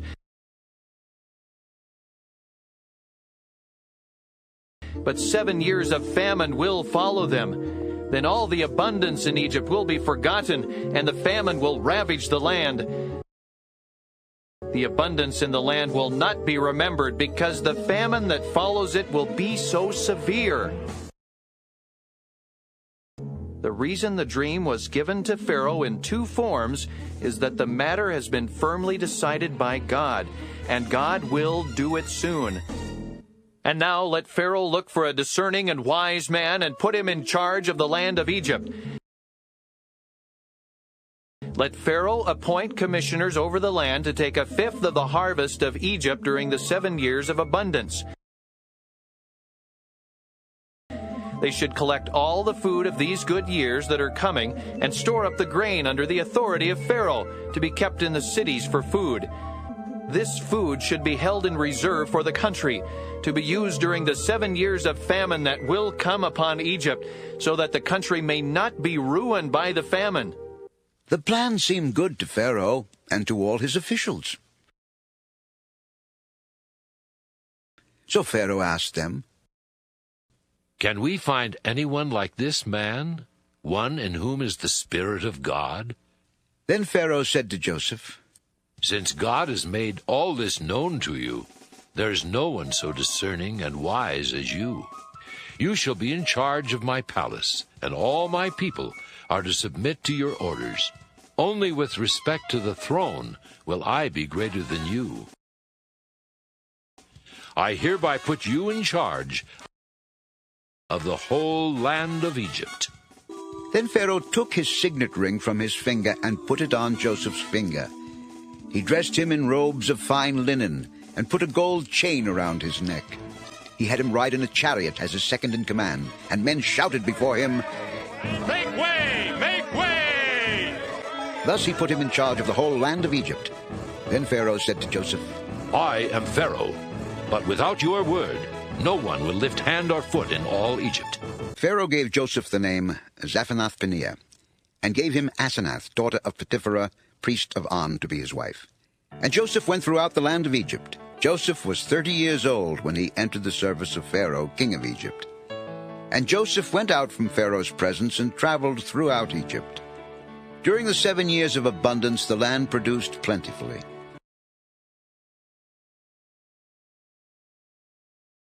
Joseph collected all the food produced in those 7 years of abundance in Egypt and stored it in the cities. In each city he put the food grown in the fields surrounding it. Joseph stored up huge quantities of grain, like the sand of the sea. It was so much that he stopped keeping records because it was beyond measure. Before the years of famine came, 2 sons were born to Joseph by Asenath, daughter of Potipherah, priest of On. Joseph named his firstborn Manasseh and said, "It is because God has made me forget all my trouble and all my father's household." The second son he named Ephraim and said, "It is because God has made me fruitful in the land of my suffering." The 7 years of abundance in Egypt came to an end. And the 7 years of famine began, just as Joseph had said. There was famine in all the other lands, but in the whole land of Egypt there was food. When all Egypt began to feel the famine, the people cried to Pharaoh for food. Then Pharaoh told all the Egyptians, "Go to Joseph and do what he tells you." When the famine had spread over the whole country, Joseph opened the storehouses and sold grain to the Egyptians, for the famine was severe throughout Egypt. And all the countries came to Egypt to buy grain from Joseph, because the famine was severe in all the world. Genesis 42. When Jacob learned that there was grain in Egypt, he said to his sons, "Why do you just keep looking at each other?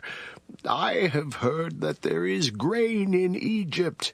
Go down there and buy some for us, so that we may live and not die." Then 10 of Joseph's brothers went down to buy grain from Egypt.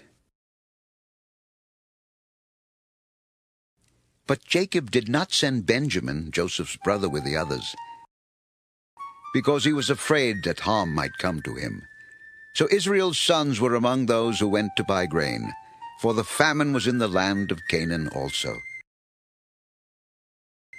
Now Joseph was the governor of the land, the one who sold grain to all its people. So when Joseph's brothers arrived, they bowed down to him with their faces to the ground. As soon as Joseph saw his brothers, he recognized them, but he pretended to be a stranger and spoke harshly to them. "Where do you come from?" "From the land of Canaan, to buy food." Although Joseph recognized his brothers, they did not recognize him. Then he remembered his dreams about them and said to them, "You are spies! You have come to see where our land is unprotected." "No, my lord! Your servants have come to buy food. We are all the sons of one man." "Your servants are honest men, not spies." "No!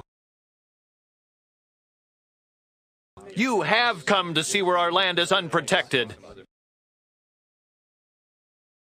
Your servants were 12 brothers, the sons of one man who lives in the land of Canaan. The youngest is now with our father, and one is no more. It is just as I told you. You are spies. And this is how you will be tested. As surely as Pharaoh lives, you will not leave this place unless your youngest brother comes here. Send one of your number to get your brother. The rest of you will be kept in prison, so that your words may be tested to see if you are telling the truth. If you are not, then as surely as Pharaoh lives, you are spies. And he put them all in custody for 3 days. On the 3rd day, Joseph said to them, "Do this, and you will live, for I fear God. If you are honest men, let one of your brothers stay here in prison, while the rest of you go and take grain back for your starving households. But you must bring your youngest brother to me, so that your words may be verified and that you may not die." This they proceeded to do. They said to one another, "Surely we are being punished because of our brother. We saw how distressed he was when he pleaded with us for his life. But we would not listen." "That's why this distress has come upon us." Reuben replied, "Didn't I tell you not to sin against the boy? But you wouldn't listen. Now we must give an accounting for his blood." They did not realize that Joseph could understand them, since he was using an interpreter. He turned away from them and began to weep, but then turned back and spoke to them again. He had Simeon taken from them and bound before their eyes. Joseph gave orders to fill their bags with grain, to put each man's silver back in his sack, and to give them provisions for their journey. After this was done for them, they loaded their grain on their donkeys and left. At the place where they stopped for the night, one of them opened his sack to get feed for his donkey, and he saw his silver in the mouth of his sack. "My silver has been returned. Here it is in my sack." Their hearts sank, and they turned to each other trembling and said, "What is this that God has done to us?" When they came to their father Jacob in the land of Canaan, they told him all that had happened to them.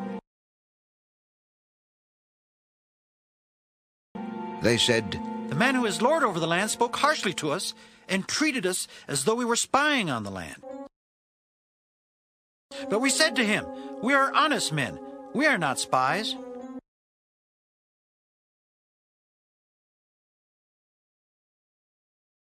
We were 12 brothers, sons of one father. One is no more, and the youngest is now with our father in Canaan. Then the man who is Lord over the land said to us, "This is how I will know whether you are honest men.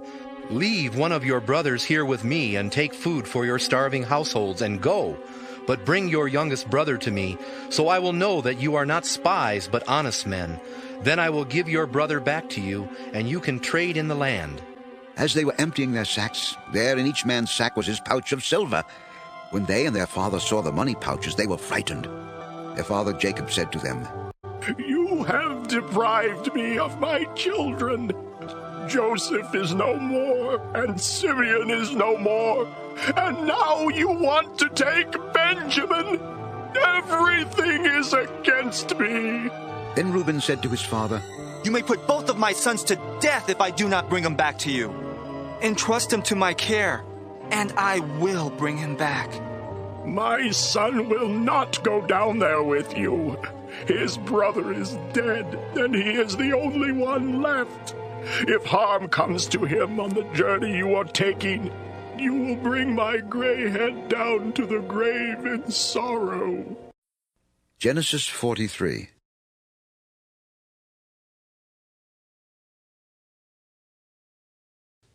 Now the famine was still severe in the land. So when they had eaten all the grain they had brought from Egypt, their father said to them, "Go back and buy us a little more food." But Judah said to him, "The man warned us solemnly, 'You will not see my face again unless your brother is with you.' If you will send our brother along with us, we will go down and buy food for you. But if you will not send him, we will not go down, because the man said to us, 'You will not see my face again unless your brother is with you.'" "Why did you bring this trouble on me by telling the man you had another brother?" The man questioned us closely about ourselves and our family. "Is your father still living?" he asked us. "Do you have another brother?" We simply answered his questions. "How are we to know?" he would say. "Bring your brother down here." Then Judah said to Israel his father, "Send the boy along with me, and we will go at once, so that we and you and our children may live and not die. I myself will guarantee his safety. You can hold me personally responsible for him. If I do not bring him back to you and set him here before you, I will bear the blame before you all my life. As it is, if we had not delayed, we could have gone and returned twice." "If it must be, then do this. Put some of the best products of the land in your bags and take them down to the man as a gift. A little balm and a little honey, some spices and myrrh, some pistachio nuts and almonds. Take double the amount of silver with you, for you must return the silver that was put back into the mouths of your sacks. Perhaps it was a mistake. Take your brother also, and go back to the man at once. And may God Almighty grant you mercy before the man, so that he will let your other brother and Benjamin come back with you. As for me, if I am bereaved, I am bereaved." So the men took the gifts and double the amount of silver, and Benjamin also. They hurried down to Egypt and presented themselves to Joseph. When Joseph saw Benjamin with them, he said to the steward of his house, "Take these men to my house, slaughter an animal, and prepare dinner. They are to eat with me at noon." The man did as Joseph told him and took the men to Joseph's house. Now the men were frightened when they were taken to his house. They thought, "We were brought here because of the silver that was put back into our sacks the first time. He wants to attack us and overpower us and seize us as slaves and take our donkeys." So they went up to Joseph's steward and spoke to him at the entrance to the house.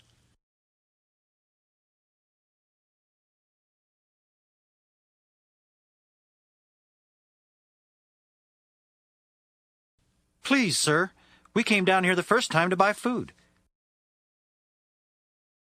But at the place where we stopped for the night, we opened our sacks, and each of us found his silver. the exact weight, in the mouth of his sack.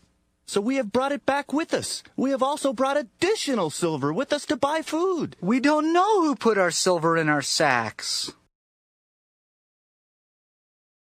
It's all right. Don't be afraid.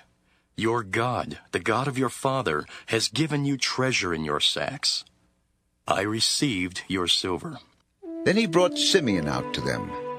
The steward took the men into Joseph's house, gave them water to wash their feet, and provided fodder for their donkeys. They prepared their gifts for Joseph's arrival at noon,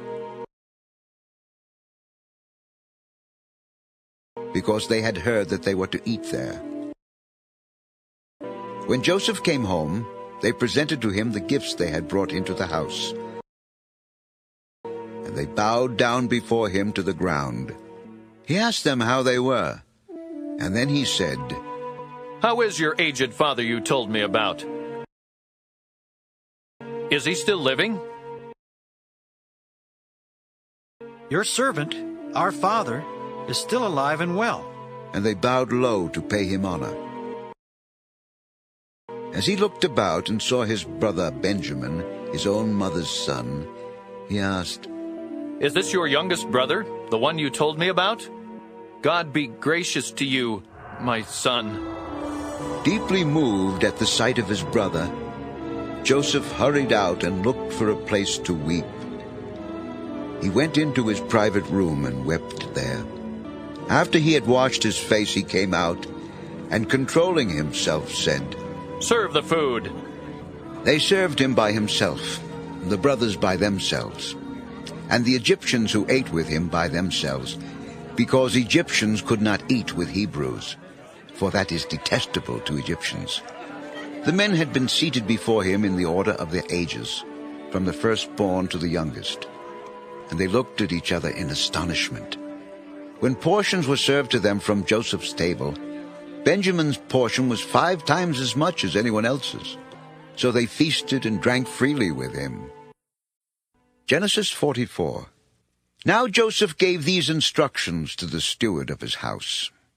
"Fill the men's sacks with as much food as they can carry, and put each man's silver in the mouth of his sack. Then put my cup, the silver one, in the mouth of the youngest one's sack, along with the silver for his grain." And he did as Joseph said. As morning dawned, the men were sent on their way with their donkeys.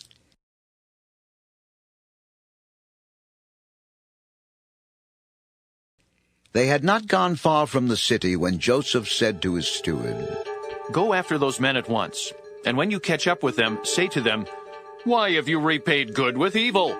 Isn't this the cup my master drinks from and also uses for divination? This is a wicked thing you have done.'" When he caught up with them, he repeated these words to them. But they said to him, "Why does my lord say such things? Far be it from your servants to do anything like that." "We even brought back to you from the land of Canaan the silver we found inside the mouths of our sacks. So why would we steal silver or gold from your master's house?" If any of your servants is found to have it, he will die, and the rest of us will become my lord's slaves. Very well then, let it be as you say. Whoever is found to have it will become my slave. The rest of you will be free from blame. Each of them quickly lowered his sack to the ground and opened it.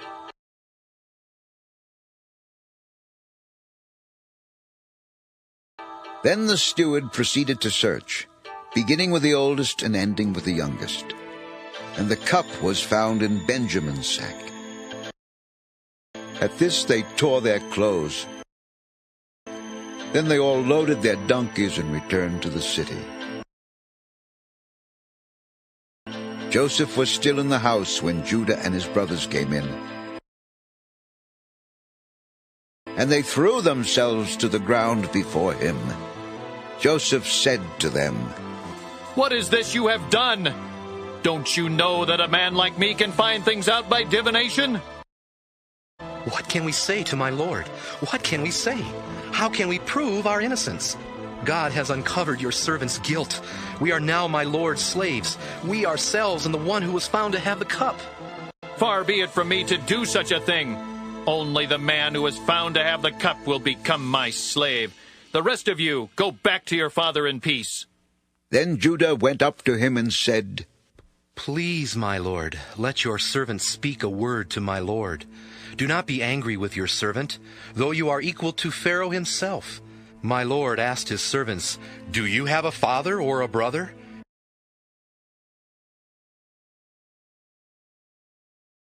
And we answered, We have an aged father, and there is a young son, born to him in his old age. His brother is dead, and he is the only one of his mother's sons left, and his father loves him.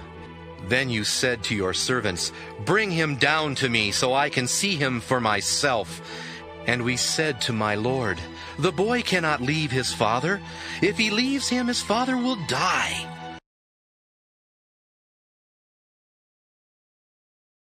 But you told your servants, Unless your youngest brother comes down with you, you will not see my face again. When we went back to your servant my father, we told him what my lord had said.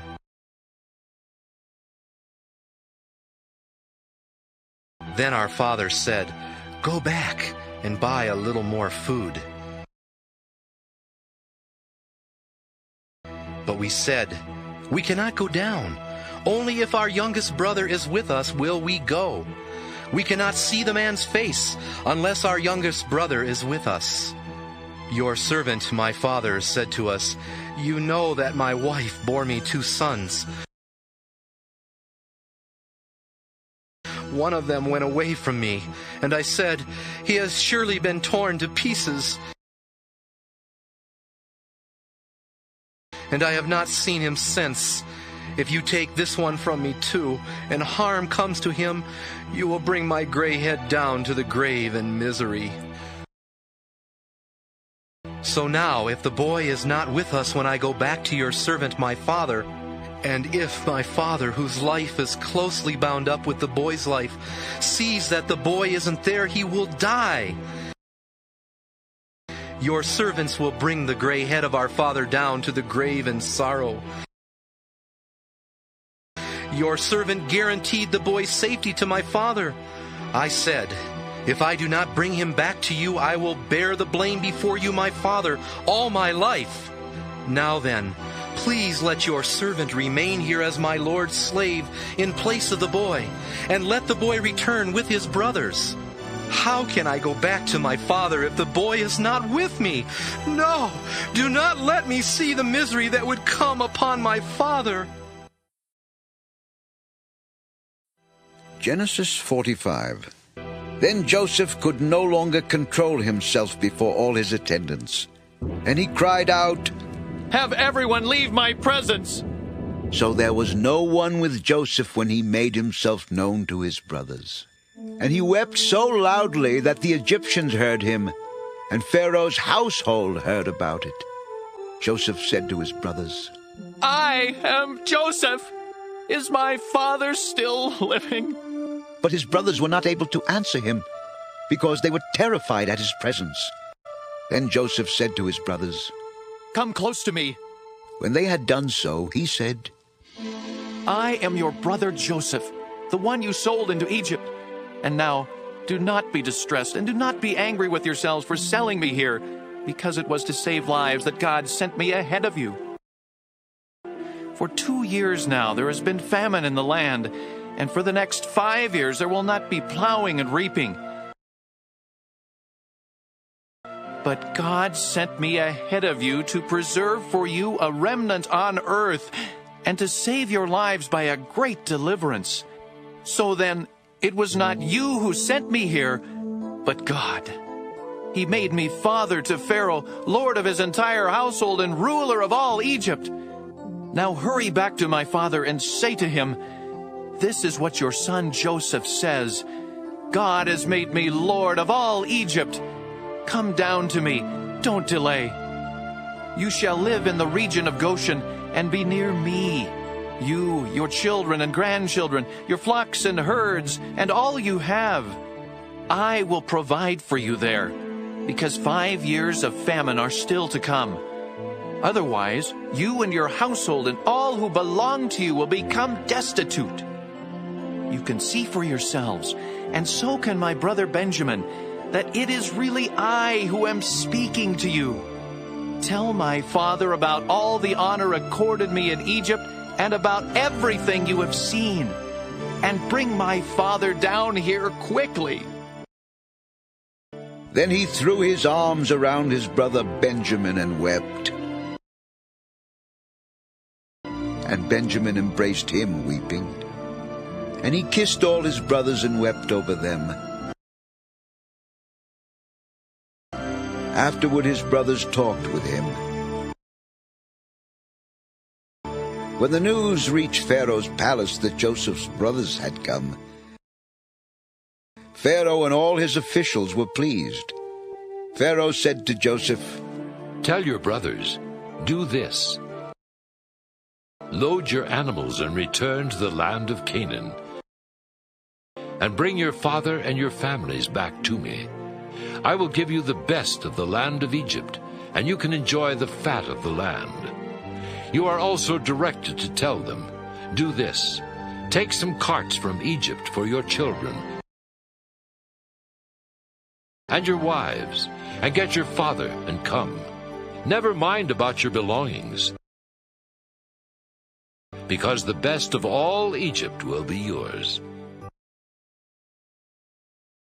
So the sons of Israel did this. Joseph gave them carts, as Pharaoh had commanded, and he also gave them provisions for their journey. To each of them he gave new clothing, but to Benjamin he gave 300 shekels of silver and 5 sets of clothes. And this is what he sent to his father: 10 donkeys loaded with the best things of Egypt, and 10 female donkeys loaded with grain and bread and other provisions for his journey. Then he sent his brothers away, and as they were leaving he said to them, "Don't quarrel on the way." So they went up out of Egypt and came to their father Jacob in the land of Canaan. They told him, "Joseph is still alive! In fact, he is ruler of all Egypt!" Jacob was stunned. He did not believe them. But when they told him everything Joseph had said to them, and when he saw the carts Joseph had sent to carry him back, the spirit of their father Jacob revived.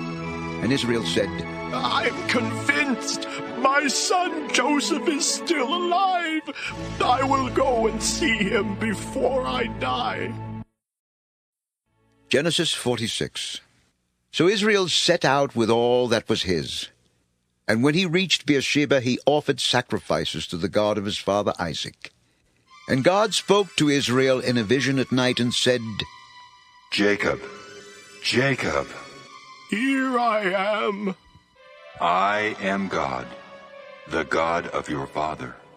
Do not be afraid to go down to Egypt, for I will make you into a great nation there. I will go down to Egypt with you, and I will surely bring you back again.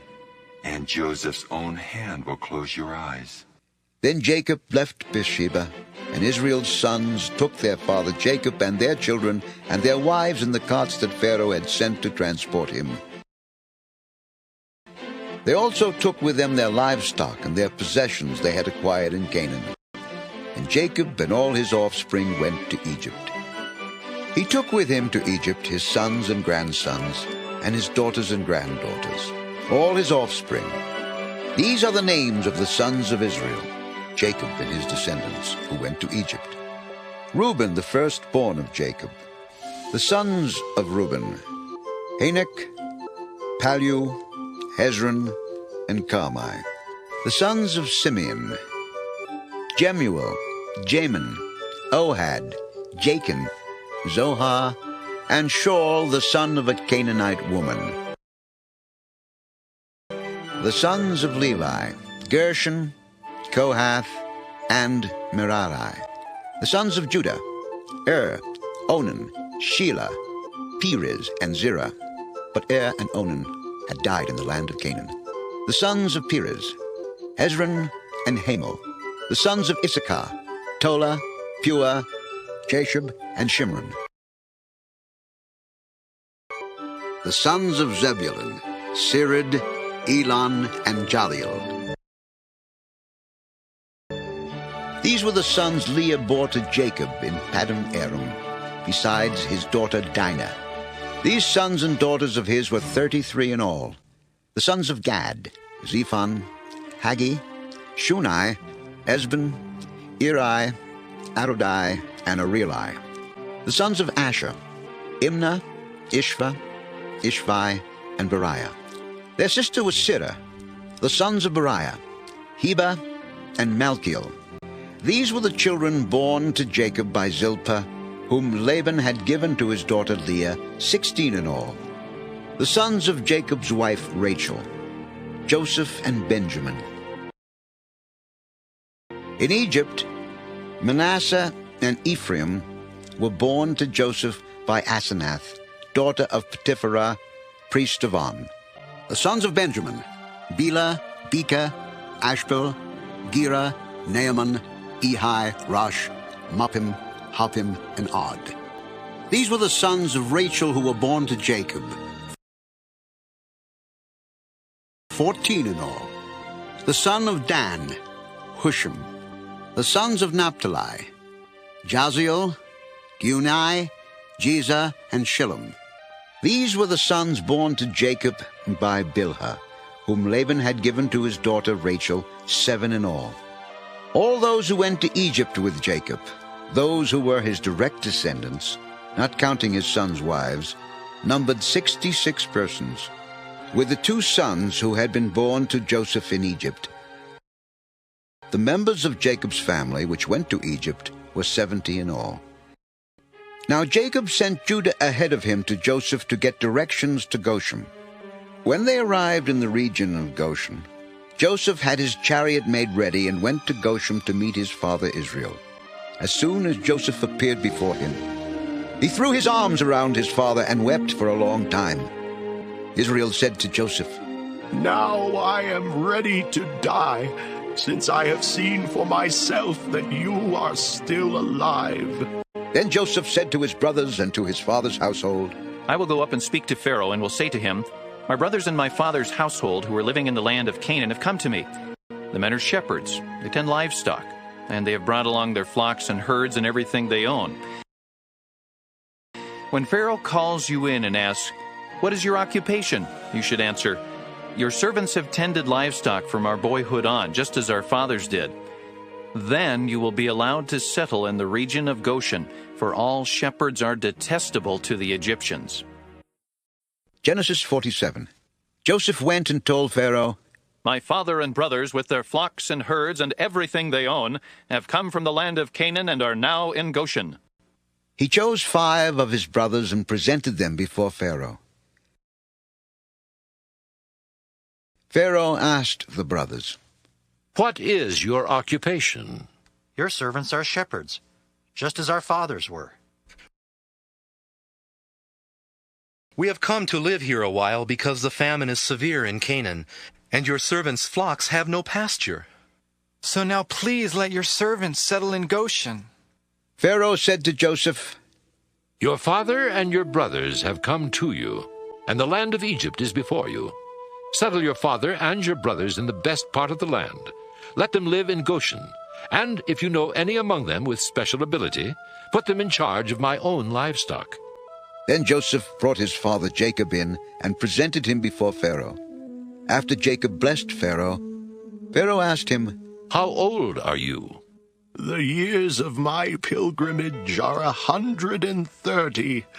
My years have been few and difficult, and they do not equal the years of the pilgrimage of my fathers."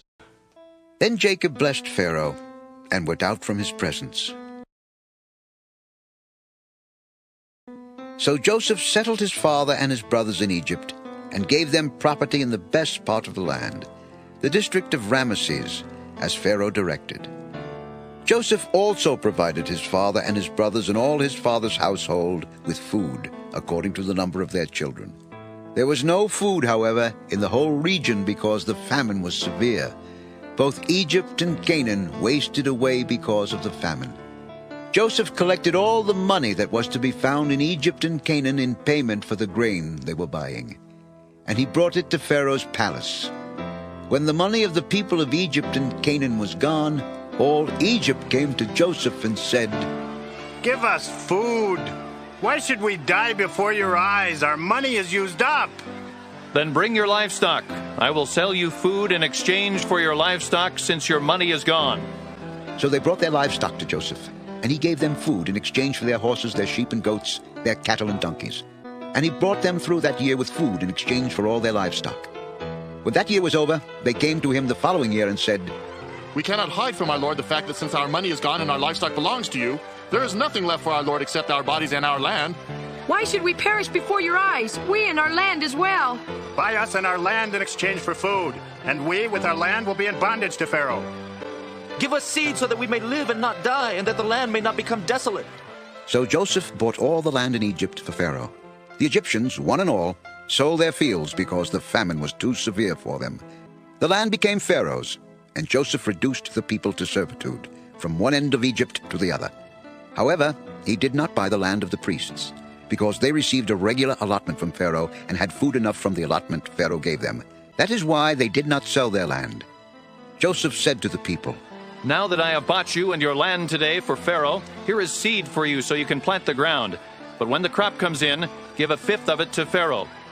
The other 4/5 you may keep as seed for the fields, and as food for yourselves and your households and your children." You have saved our lives! May we find favor in the eyes of our Lord. We will be in bondage to Pharaoh. So Joseph established it as a law concerning land in Egypt, still in force today, that a fifth of the produce belongs to Pharaoh. It was only the land of the priests that did not become Pharaoh's. Now the Israelites settled in Egypt in the region of Goshen. They acquired property there and were fruitful and increased greatly in number. Jacob lived in Egypt 17 years, and the years of his life were 147. When the time drew near for Israel to die, he called for his son Joseph and said to him, "If I have found favor in your eyes, put your hand under my thigh and promise that you will show me kindness and faithfulness. Do not bury me in Egypt, but when I rest with my fathers, carry me out of Egypt and bury me where they are buried." "I will do as you say." "Swear to me." Then Joseph swore to him, and Israel worshipped as he leaned on the top of his staff. Genesis 48. Some time later, Joseph was told, "Your father is ill." So he took his 2 sons, Manasseh and Ephraim, along with him.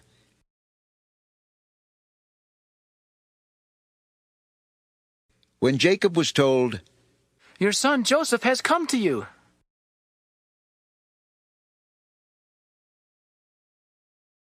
Israel rallied his strength and sat up on the bed. Jacob said to Joseph, "God Almighty appeared to me at Luz in the land of Canaan, and there he blessed me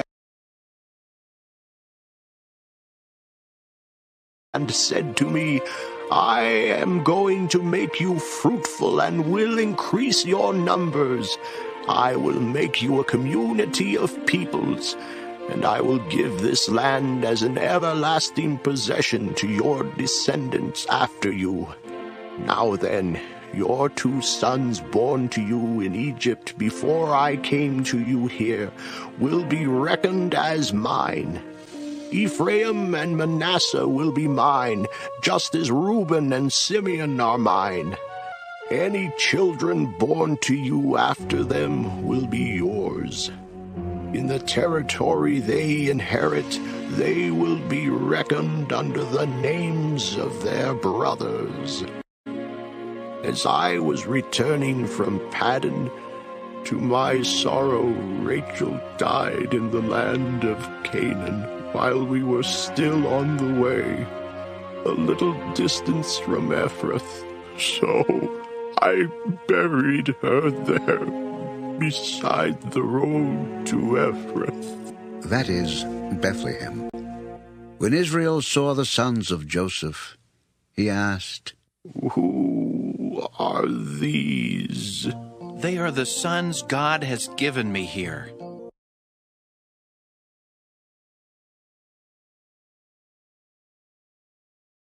Bring them to me, so I may bless them. Now Israel's eyes were failing because of old age, and he could hardly see. So Joseph brought his sons close to him, and his father kissed them and embraced them. Israel said to Joseph, I never expected to see your face again, and now God has allowed me to see your children too. Then Joseph removed them from Israel's knees and bowed down with his face to the ground.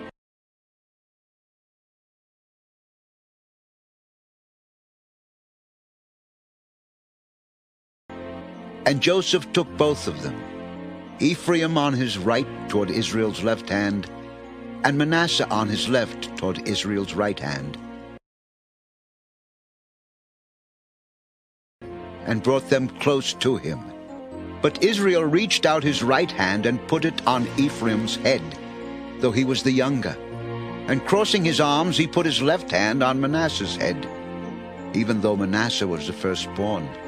Then he blessed Joseph and said, May the God before whom my fathers Abraham and Isaac walked, the God who has been my shepherd all my life to this day, the angel who has delivered me from all harm, may he bless these boys.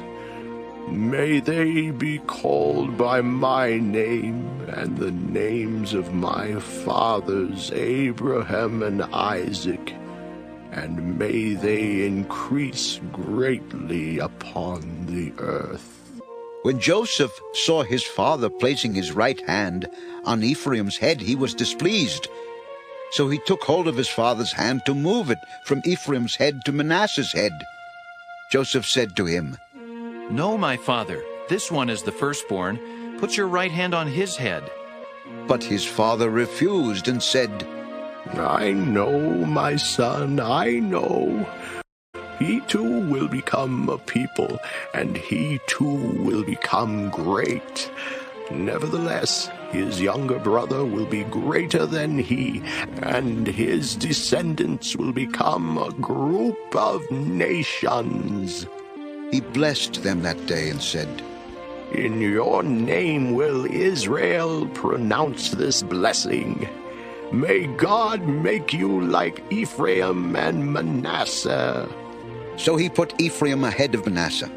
Then Israel said to Joseph, I am about to die, but God will be with you and take you back to the land of your fathers. And to you, as one who is over your brothers, I give the ridge of land I took from the Amorites with my sword and my bow. Genesis 49. Then Jacob called for his sons and said, Gather around so I can tell you what will happen to you in days to come. Assemble and listen, sons of Jacob. Listen to your father Israel. Reuben, you are my firstborn, my might, the first sign of my strength, excelling in honor, excelling in power. Turbulent as the waters, you will no longer excel, for you went up onto your father's bed, onto my couch, and defiled it. Simeon and Levi are brothers. Their swords are weapons of violence. Let me not enter their council. Let me not join their assembly. For they have killed men in their anger, and hamstrung oxen as they pleased. Cursed be their anger, so fierce, and their fury so cruel. I will scatter them in Jacob and disperse them in Israel.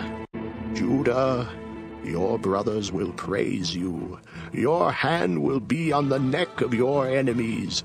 Your father's sons will bow down to you. You are a lion's cub, O Judah. You return from the prey, my son. Like a lion he crouches and lies down, like a lioness. Who dares to rouse him? The scepter will not depart from Judah, nor the ruler's staff from between his feet, until he comes to whom it belongs, and the obedience of the nations is his. He will tether his donkey to a vine, his colt to the choicest branch. He will wash his garments in wine, his robes in the blood of grapes. His eyes will be darker than wine, his teeth whiter than milk. Zebulun will live by the seashore and become a haven for ships. His border will extend toward Sidon. Issachar is a raw-boned donkey lying down between two saddlebags. When he sees how good is his resting place and how pleasant is his land, he will bend his shoulder to the burden and submit to forced labor. Dan will provide justice for his people as one of the tribes of Israel. Dan will be a serpent by the roadside, a viper along the path that bites the horse's heels so that its rider tumbles backward. I look for your deliverance, O Lord. Gad will be attacked by a band of raiders, but he will attack them at their heels.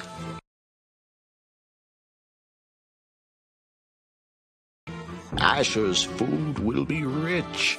He will provide delicacies fit for a king.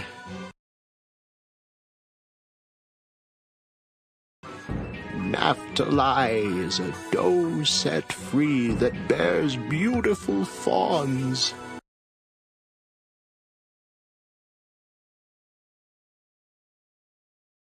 Joseph is a fruitful vine near a spring, whose branches climb over a wall. With bitterness archers attacked him. They shot at him with hostility. But his bow remained steady, his strong arm stayed limber, because of the hand of the mighty one of Jacob, because of the shepherd, the rock of Israel, because of your father's God, who helps you, because of the Almighty, who blesses you with blessings of the heavens above, blessings of the deep that lies below, blessings of the breast and womb. Your father's blessings are greater than the blessings of the ancient mountains, than the bounty of the age-old hills. Let all these rest on the head of Joseph, on the brow of the prince among his brothers. Benjamin is a ravenous wolf. In the morning he devours the prey. In the evening he divides the plunder. All these are the 12 tribes of Israel, and this is what their father said to them when he blessed them, giving each the blessing appropriate to him. Then he gave them these instructions. I am about to be gathered to my people. Bury me with my fathers in the cave in the field of Ephron the Hittite, the cave in the field of Machpelah, near Mamre in Canaan, which Abraham bought as a burial place from Ephron the Hittite, along with the field. There Abraham and his wife Sarah were buried.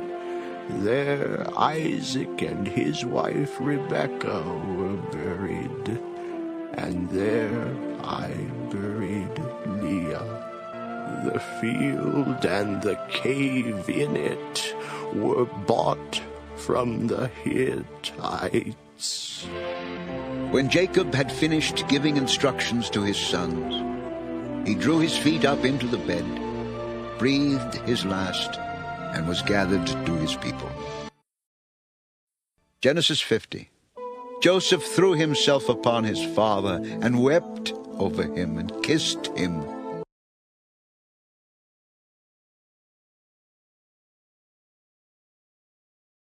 Then Joseph directed the physicians in his service to embalm his father Israel.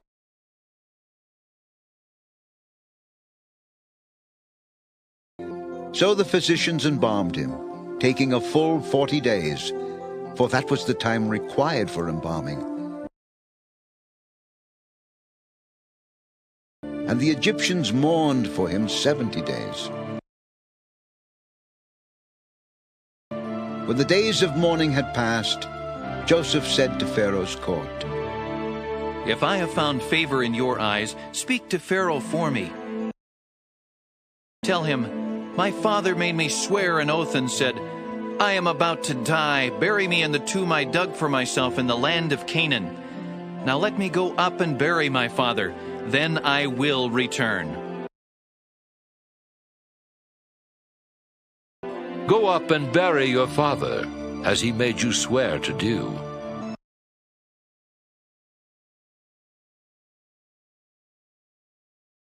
So Joseph went up to bury his father. All Pharaoh's officials accompanied him, the dignitaries of his court and all the dignitaries of Egypt, besides all the members of Joseph's household and his brothers and those belonging to his father's household. Only their children and their flocks and herds were left in Goshen. Chariots and horsemen also went up with him. It was a very large company. When they reached the threshing floor of Atad, near the Jordan, they lamented loudly and bitterly, and there Joseph observed a 7-day period of mourning for his father. When the Canaanites who lived there saw the mourning at the threshing floor of Atad, they said, "The Egyptians are holding a solemn ceremony of mourning." That is why that place near the Jordan is called Abel Mizraim. So Jacob's sons did as he had commanded them.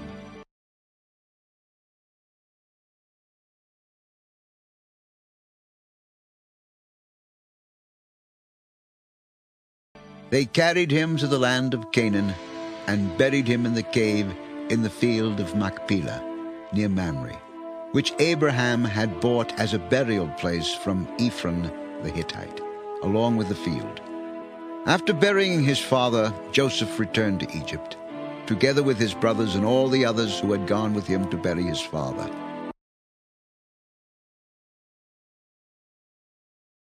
When Joseph's brothers saw that their father was dead, they said, "What if Joseph holds a grudge against us and pays us back for all the wrongs we did to him?" So they sent word to Joseph, saying, "Your father left these instructions before he died.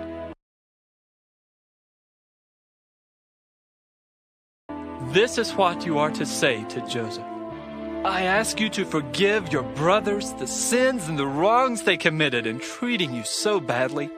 Now please forgive the sins of the servants of the God of your father.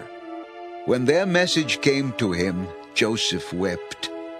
His brothers then came and threw themselves down before him. We are your slaves.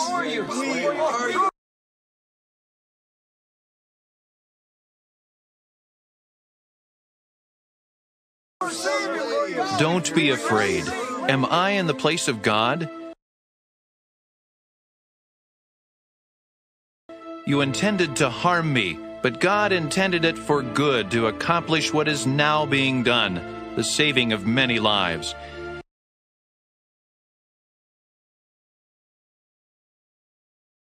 So then, don't be afraid. I will provide for you and your children. And he reassured them and spoke kindly to them. Joseph stayed in Egypt, along with all his father's family. He lived 110 years and saw the third generation of Ephraim's children. Also the children of Machir, son of Manasseh, were placed at birth on Joseph's knees.